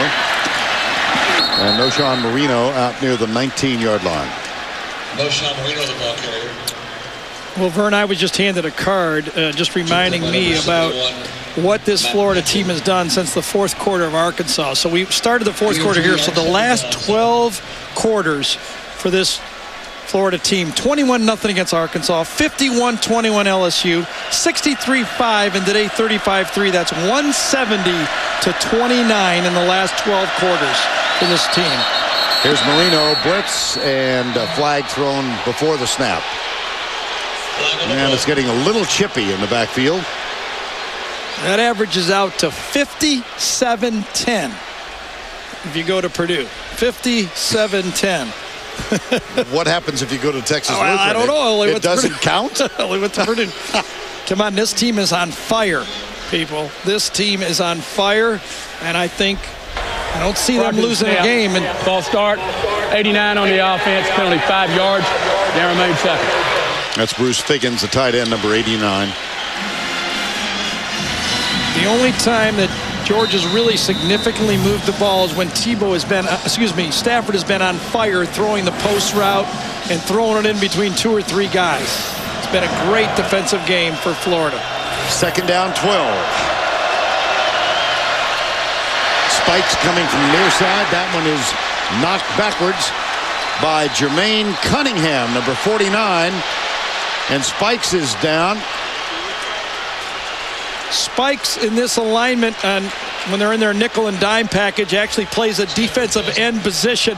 I think he was just joshing everybody here. He lines up at the end. Marino blocks him, does a pretty good job at it, but he shoves him back. And then at the end of the play, Marino shoves him back a little bit, and then Spikes gives it the "I've been shot" routine. Marino didn't take too kindly, but I don't think the Florida fans really care what the Georgia people think anyway. Not after the celebration. Not this afternoon. Yeah. Third down, 12. Delay a game now. Penalty 5 yards. See, this is where the 40-second clock gets a little different for teams, because as soon as that ball was incomplete, the official upstairs started the 40-second clock, but then we watched Brandon Spikes turn and roll and push. Somebody forgot to look at the clock. It kept going down and down and down. 12:20 to go in this one, and it's 3rd and 17. Gators, Spikes came across the line of scrimmage, and they get 5 back. Marino and Spikes are still talking.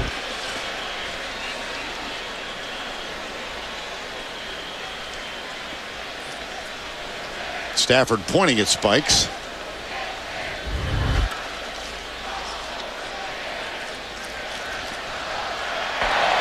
Prior to the snap, offside, 51 on the off defense.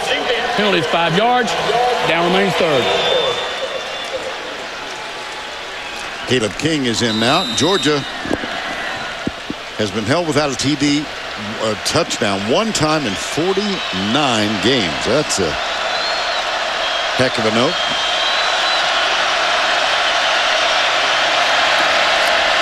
Stafford pumps once, steps up, goes deep, double coverage down the left side.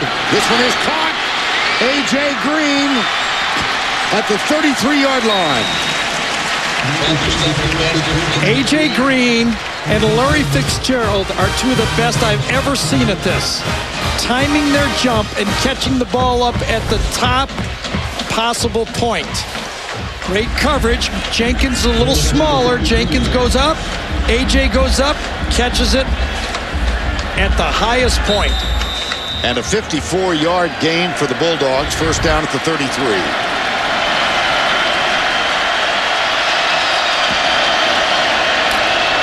Blitz from the corner. Stafford. Chris Durham intercepted. Picked off, and it's going the other direction.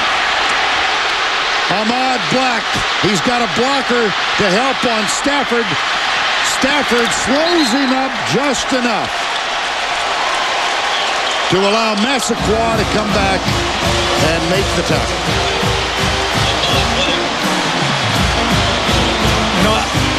I know this is going to sound funny, but I really admire Matthew Stafford. He is gunning this ball into coverage. You got to do it. You got to throw it off those linebackers. Another wonderful play by Dustin Doe. He had the interception before, and this time he turns around and tips it with his left hand. And it's a wonderful play, but, you know, when you're behind, that's how guys like Favre and Marino throw those 5 and 6 interceptions. They just keep gunning it down there. And so on the turnover from Black, a 64-yard return. And it is a 4th career game with 3 interceptions. Keyston Moore is on the field at running back. Tebow's still in there. This is Moore in motion. Tebow. Oh, my goodness. Harvin all by himself in the end zone.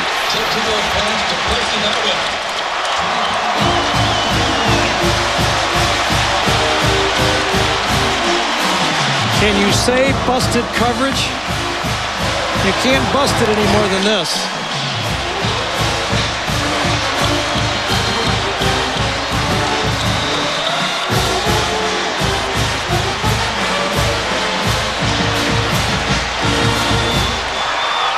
(41-3). I think I just saw Urban Meyer tell John Brantley to go warm up. Black 64-yard interception return, set it up. Tebow with the touchdown pass. Had Murphy earlier. Hits Harvin now. Watch the safety right here move up on the play. No safety over the top. A total busted coverage. Playing quarter on one side and nothing on the other side. Just, that's as bad as you can do it. Remarcus Brown, defensive back for the Bulldogs, injured. Lewis Murphy leads the Gator Chomp. I just really had a feeling. Remember, Vern, the first question you asked me today, would Florida, that celebration thing mean anything in this game? And I really thought it would. And I usually don't ever buy this stuff, but I thought they would. Now, you put that with Tebow's speech after they lost that game. I think those two things have this Florida team so focused to get to that championship game.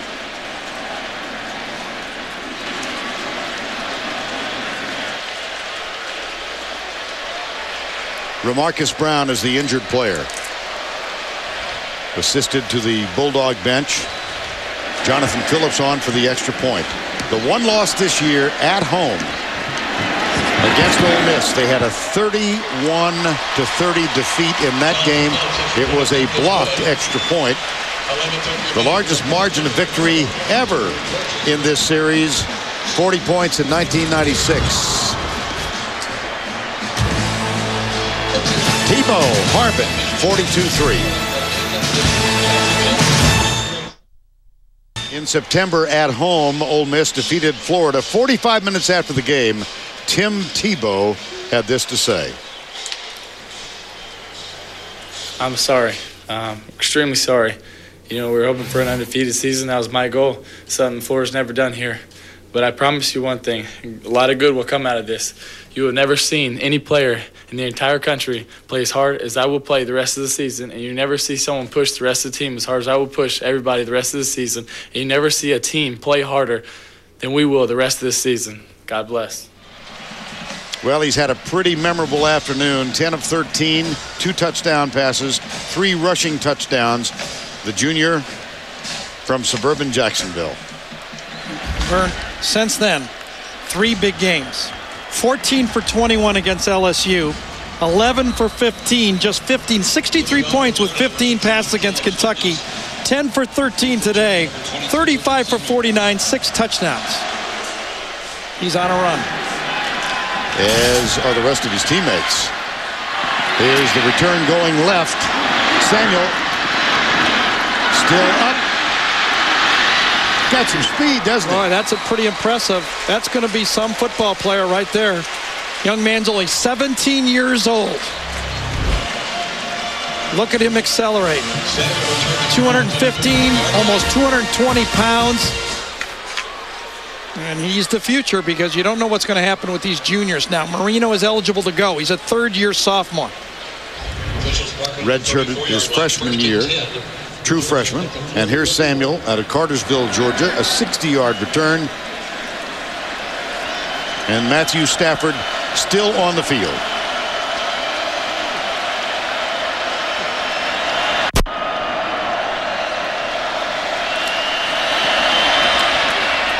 That one caught by Michael Moore, number 26. Let's go back once again to Tim in New York.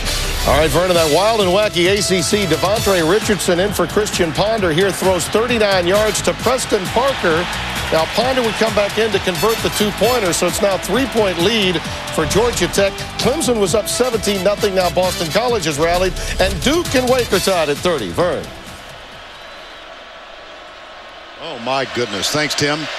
Stafford pumps once, goes deep left corner, and a battle for the ball incomplete. He almost got it. A.J. Green. Is that something? He almost got it. He's what some football players on this field, I'll tell you. Talent all over this field. Watch him go up, highest point. And I think if Will Hill doesn't come over, he might have got that thing. 3rd down and 10. I think the schedule has gotten this Georgia team. I mean, last year when they beat Florida, they had a bye going into this game. Last week they had to play a very rugged, good, solid football team in LSU. And they're on the road for 2 more weeks. Total of 42 days between games at home. Here's, how about that little flick? Yep. And he overshoots Massaquoi, but Matthew Stafford has had a tough afternoon. He's been banged up, and he's thrown 3 interceptions, Gary. Yeah, the whole day, the Florida defense, who looks very impressive this year on tape. They redirect, they run, and they run to the football. They're different from a year ago on defense, and Matthew Stafford, as good as he can throw the ball, has been playing into the teeth of this defense.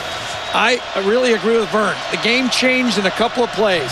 2nd and 2 on the 10, missed field goal, and the onside kick. Oh, yes. Don't forget the onside kick. Recovered by Butch Rowley. Here comes a blitz. Stafford on 4th down. It's incomplete. It'll go over on downs. And I'm going to bet that John Brantley comes on at quarterback and Tim Tebow is through for the day. Man, I'm going to bet Matthew Stafford's through for the day, too. Yeah. 10:24 to go. Oh. You wonder if he'll put him out there, run a play, and then get the crowd to cheer him off the field for a little hand. My guess is no.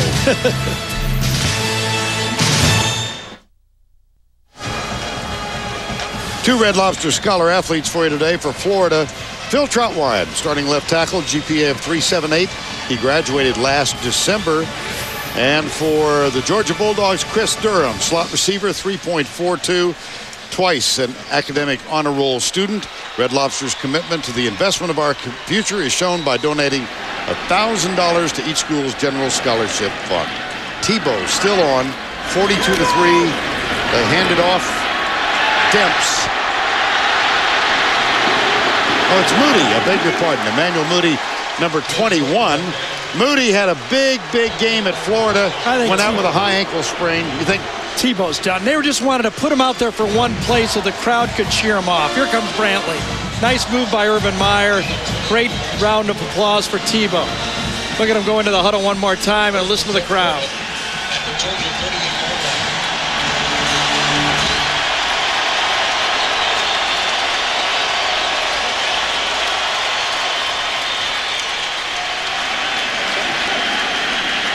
Ten of 13, 2 touchdowns, and 3 rushing touchdowns. He has become, in the process, the all-time career leader in rushing touchdowns for the Florida Gators. Here's Brantley. Left side, caught by Deontay Thompson, number 6. And Tim Tebow's day worth another look. Well, he's so different. You know, there's some things he does the same. He's always going to be a great short yardage back. And when you need him to run those plays, he can do it. But he's so able to pick apart a defense and attack you in so many different ways. He's a monster. I'll tell you, he's a monster. And his team is up 42-3 with 9:17 to go. Brantley in, right? Yeah. Threw his first touchdown pass last week. Goes right, and that one is complete. Deontay Thompson. John Brantley is 6'3", 215-pound redshirt freshman. 99 touchdown passes in Ocala. Surpassed a mark set by Tim Tebow and Xavier Lee. And it's a first down and 10. Yeah, had a real battle with Cam Newton for that backup spot, and they really liked it. I went and watched him practice one day. He had a sore arm when I was there that day. I didn't get to see him throw, but they told me he could throw the ball. Same height as Tebow, weighs a little less. Hands it off, and that one didn't work on first down. Emmanuel Moody. 84,600 inside Jacksonville Municipal Stadium. The sun setting to the west over Ocala. Gainesville. Loss of a yard. Second down 11. There we are, hard by the St. Johns River in downtown Jacksonville, Florida. Moody still on. He's the transfer from Southern California. Sat out last year, showed a little promise earlier in the season, and then hampered by a high ankle sprain. That was Geno Atkins, who came across, tried to get back. Simulated snap again. Both the left hand and the quarterback will probably come up. Let's see if the center does this. No, not this time. That was more pouncy early. We must have the backups in, and we do. We have the backups in the offensive line, too. That's Corey Hobbs, number 79, in the center. Don't mind any of this. I'd call any play I had if I was Florida. If I wanted to throw the ball, I'd do anything I could. I got my backups in. If Tebow gets nicked, I want Brantley to get as much experience as he can. Clock still running with 7:40 remaining. Moody is the running back, number 21. Here's Brantley into the corner, and he overthrows Carl Moore, number 16. Well, this is a neutral site. Half the tickets go to the people dressed in orange and blue, and half to red and black. They're almost all gone. They're all here. Which side do you think of the Florida fans are sitting on? There's the dividing line right behind the goal post. That's pretty funny. It really is. Well, Florida. So if you're heading north in the car, you got a problem. If you're heading south, you're okay. Is that right? I think that's it. And you're heading south, are you not, after the game? Touchdown! Deontay Thompson from John Brantley. 7-yard pass. It's 48-3. Well, you know, the argument will be at the end of the year, just start thinking about this. What if there's only one undefeated team? What if Florida runs the schedule? The SEC, do they win all tiebreakers? What if there's 2 undefeated? Will Florida get and pass by an undefeated team? That might end the whole thing. I'll tell you what, if that happens. What's crossing my mind right now? Tim Brando is back in the studio, and he's saying style points. Style points. Well, you know, I got to say for Georgia, their 2 biggest games of the year. Alabama, didn't happen. Florida, it didn't happen. 49-3.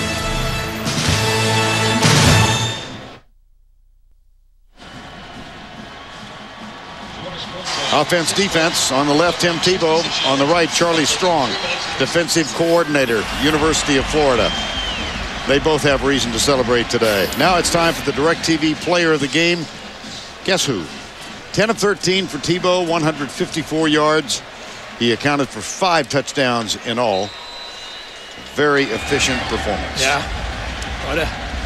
I would not want to turn on this tape of Florida and try to figure out what to do. They run like 6 offenses.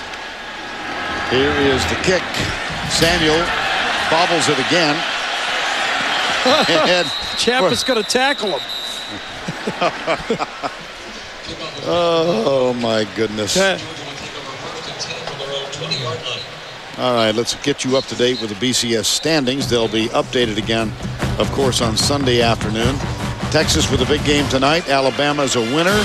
Penn State off. Oklahoma, USC, both playing tonight. Georgia, of course, losing here. Tech, Florida, currently 8th. Oklahoma State winning big, and Utah tonight at New Mexico.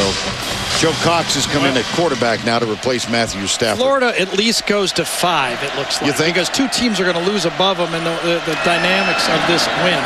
Here's Samuel going left. And we've got a moment to head back to New York once again. Here's the style points leader, Tim Brando. All right, Vern. Pittsburgh, Notre Dame, 4th overtime, longest game of the year. And after a self-induced frog strangler, Pittsburgh's Connor Lee hits a 23-yard field goal to win it for Coach Wanstead, 36-33. Clemson clings to that 3-point lead over BC. Duke and Wake are tied at 30 in overtime. We'll keep you posted. All right, Timmy. Second down here.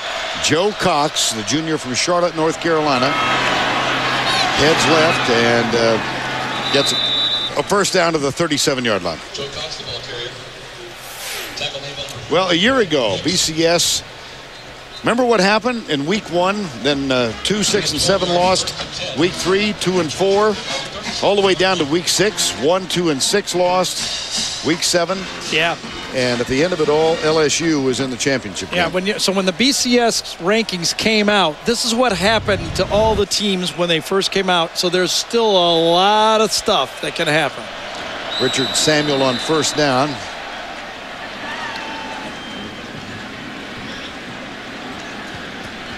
That's Dan Mullen. Yeah, Tebow's got nobody else left to hug. He's coming up to hug you, Vern. Oh, boy.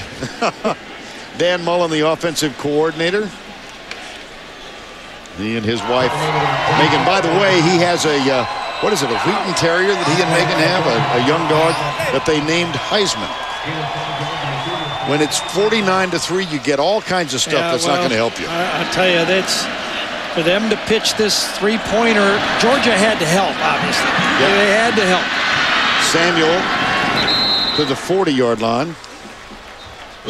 Tackle made by Wandy Pierre-Louis. That's a gain of 22. Now, my opinion here is that Florida will at least go into the SEC championship. I mean, they got South Carolina home. That Vandy thing, you know, people have trouble playing up in Vandy, and they keep getting spread out, so that could be a challenge. But I think they're going to go into that championship game and face Alabama either with 1 loss or no losses. And if I was Florida, I would want to play Alabama with no losses. And here's the pitch to the right, Samuel. Why do you say that, Gary? Well, they need a higher-ranked team to beat right at the end. Got it. Because that'll be a very visible game.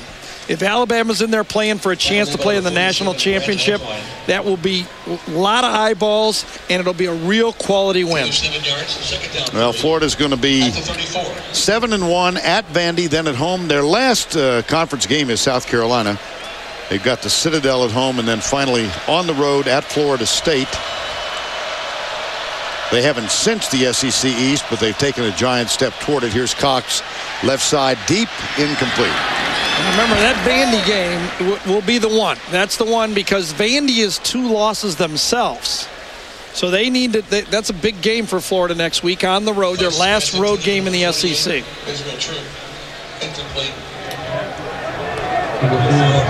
Yeah, he's got everybody now. Little hug for the chain gun guy. It is going to be 3rd down.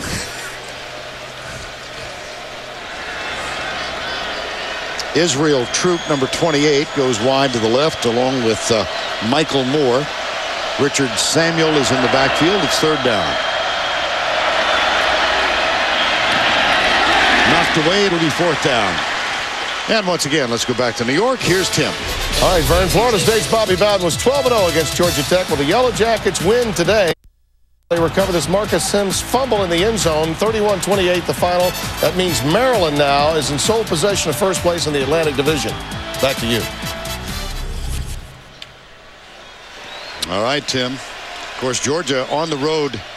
They've still got to go to Kentucky and down to Auburn. Then they've got a bye week before, an off week rather, before they face Georgia Tech in Athens.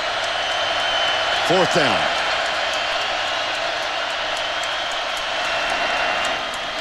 Cox, first down at the 26-yard line.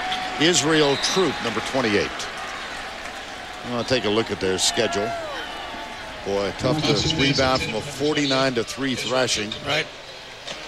We've documented already. It's 42 days before they come home and play Georgia Tech. Brutal stretch. Vern, I wasn't aware. Just got a note passed that Vandy has a bye week this week, ready, waiting for this Florida team to come up there and play the game next week. First down and 10 here with under 4 to go. Samuel. Well, Timmy's getting a lot of airtime.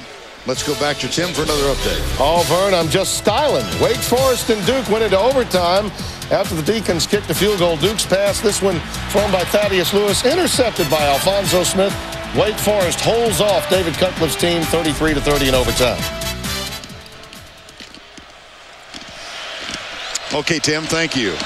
Boy, the ACC is just wacky. Cox. Right side in the corner of the end zone. It is caught. Touchdown. Aaron White, number 81, made his first catch of his Georgia career last week. Now has his second and his first touchdown from Cox. Second touchdown. Cam Newton giving a little applause. Well, the Georgia fans need the Florida fans to applaud because all the Georgia fans are gone. Touchdown comes with 3:09 to go. The extra point is up and good.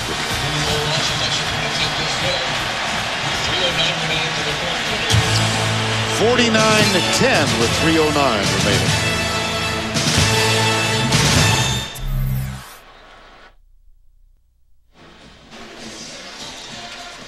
(49-10), Florida leading, 3:09 remaining. Now time for the five-star play of the game presented by Wrangler. First drive by Georgia in the third quarter. Here's Mick Huber with the call. Georgia on the drive. First down, the Gators 30. And Stafford again on play action, dropping the throw. And fires the ball off here to the left side. It's intercepted by Joe Hayden. Hayden down the left sideline in midfield. Hayden to the 40. Hayden to the 30. Hayden now in some traffic. Stop to the 25. Still on his feet to the 20. To the 15. To the 10. And to the 5. And down to the goal line. And he is down to the pylon. Touchdown. No, what about 1 yard line? My. Overs. And, of course, they scored on the next play. Joe Hayden out of Maryland. You know what I learned a year ago? No more dancing in the booth. No, we're done with that. We're going to leave it to the kids. Right. You started it. Oh, goodness. Chris Rainey is on the field to help with the return of the kick. Here's Blair Walsh. Rainey. He didn't.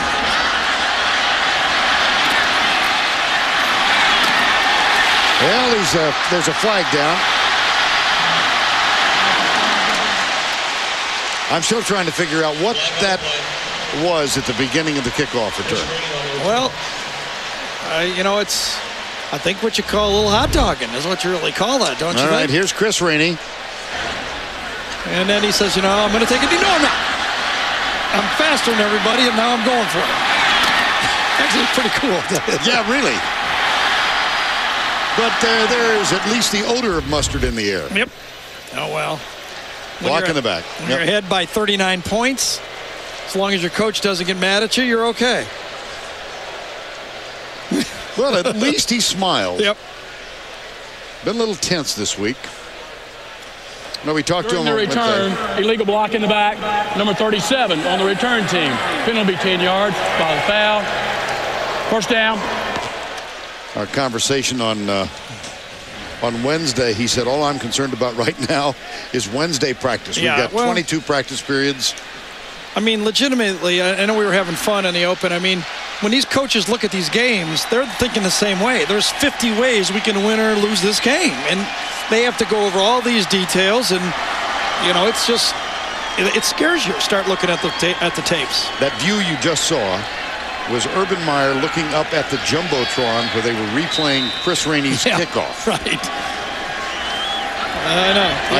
I sense a gag order. Right. I think he's going to go, you know, you're fast, but I'm still in charge. Emmanuel Moody, number 21. Let's go back to Tim once again in New York. All right, Vern, an alumni update. Tracy's Michigan Wolverines won't go bowling for the first time since '74 as Gary's Purdue Boilermakers went on this hook and ladder, 48-42 Purdue. Your producer, Craig Silver, will be happy. His Missouri Tigers hold on to beat Baylor. And sadly, Vern, it wasn't a pleasant homecoming at Matador Stadium in Seguin as Texas Lutheran goes down to Hardin-Simmons 52-6. Back to you. Bravo, Tim. That was wonderful. That was very good. Very good. I'm humbled. Doesn't happen often, but I'm humbled. That's a double oofta. Yeah, well. Oh, well. It won't inhibit the celebration at homecoming. Beating Michigan just ain't what it used to be, though. Is that right? Oh, goodness. 49-10, 2 minutes to go. You know, you mentioned, Vern, all the stuff, and I know everybody plays with this stuff, all the stuff that could happen still. But there's still, you said that wacky ACC, but there's still a lot of games. That Georgia Tech-Georgia game will be important. The Florida State-Florida game will be important, and the Clemson-South Carolina game will be important at the end when people start voting and strength of conference comes in. Couple of flags on the near side. Well, look at these non-conference games in the SEC with BCS implications. Right. And, you know, you look at the SEC and the top is very strong. But the quarterback play, I mean, is kind of a little touchy this year. It's not been up to the standards. So these games are going to mean a lot at the end of the year for the style points and reputation points for the SEC. Brandon Boykin guilty of the penalty. 1:38 to go.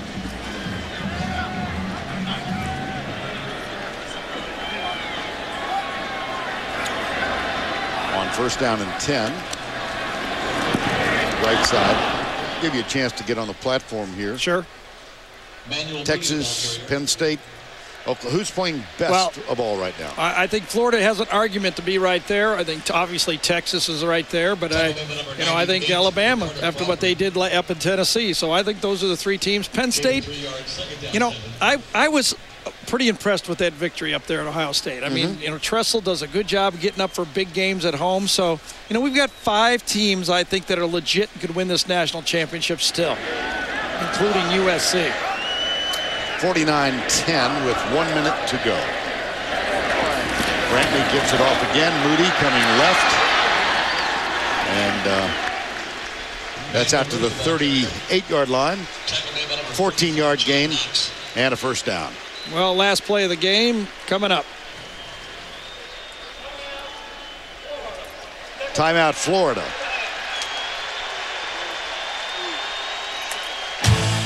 With 44 seconds to go.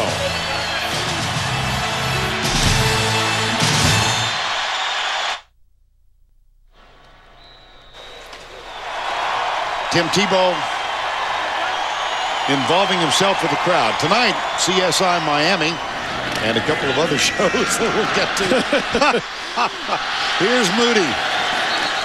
And the rest of the lineup tonight. Don't think we're going to have another play. CSI Miami, followed by CSI, and then 48 Hours Mystery. That is tonight's lineup. Well, here's the response from Urban Meyer to last year. Taking another timeout to get as much as he can out of this football game. He said, I'll have a response. His response has been 49-10, and I'm calling every timeout I got, and I'm going to finish the game the way I want it.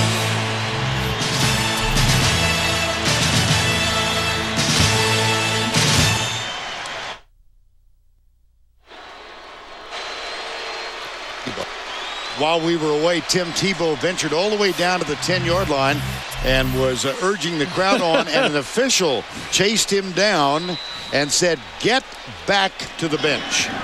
He was down at the 10. Well, we'll have something to talk about next year, won't we? No knee. And 2 timeouts when the game was over. Moody. Pretty funny. Here was Tim Tebow during the break. He's at the 10-yard line.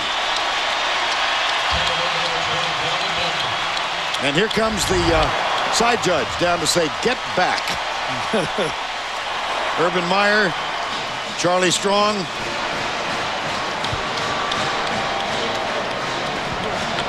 And a perfunctory handshake at midfield. That's just the way Belichick taught him.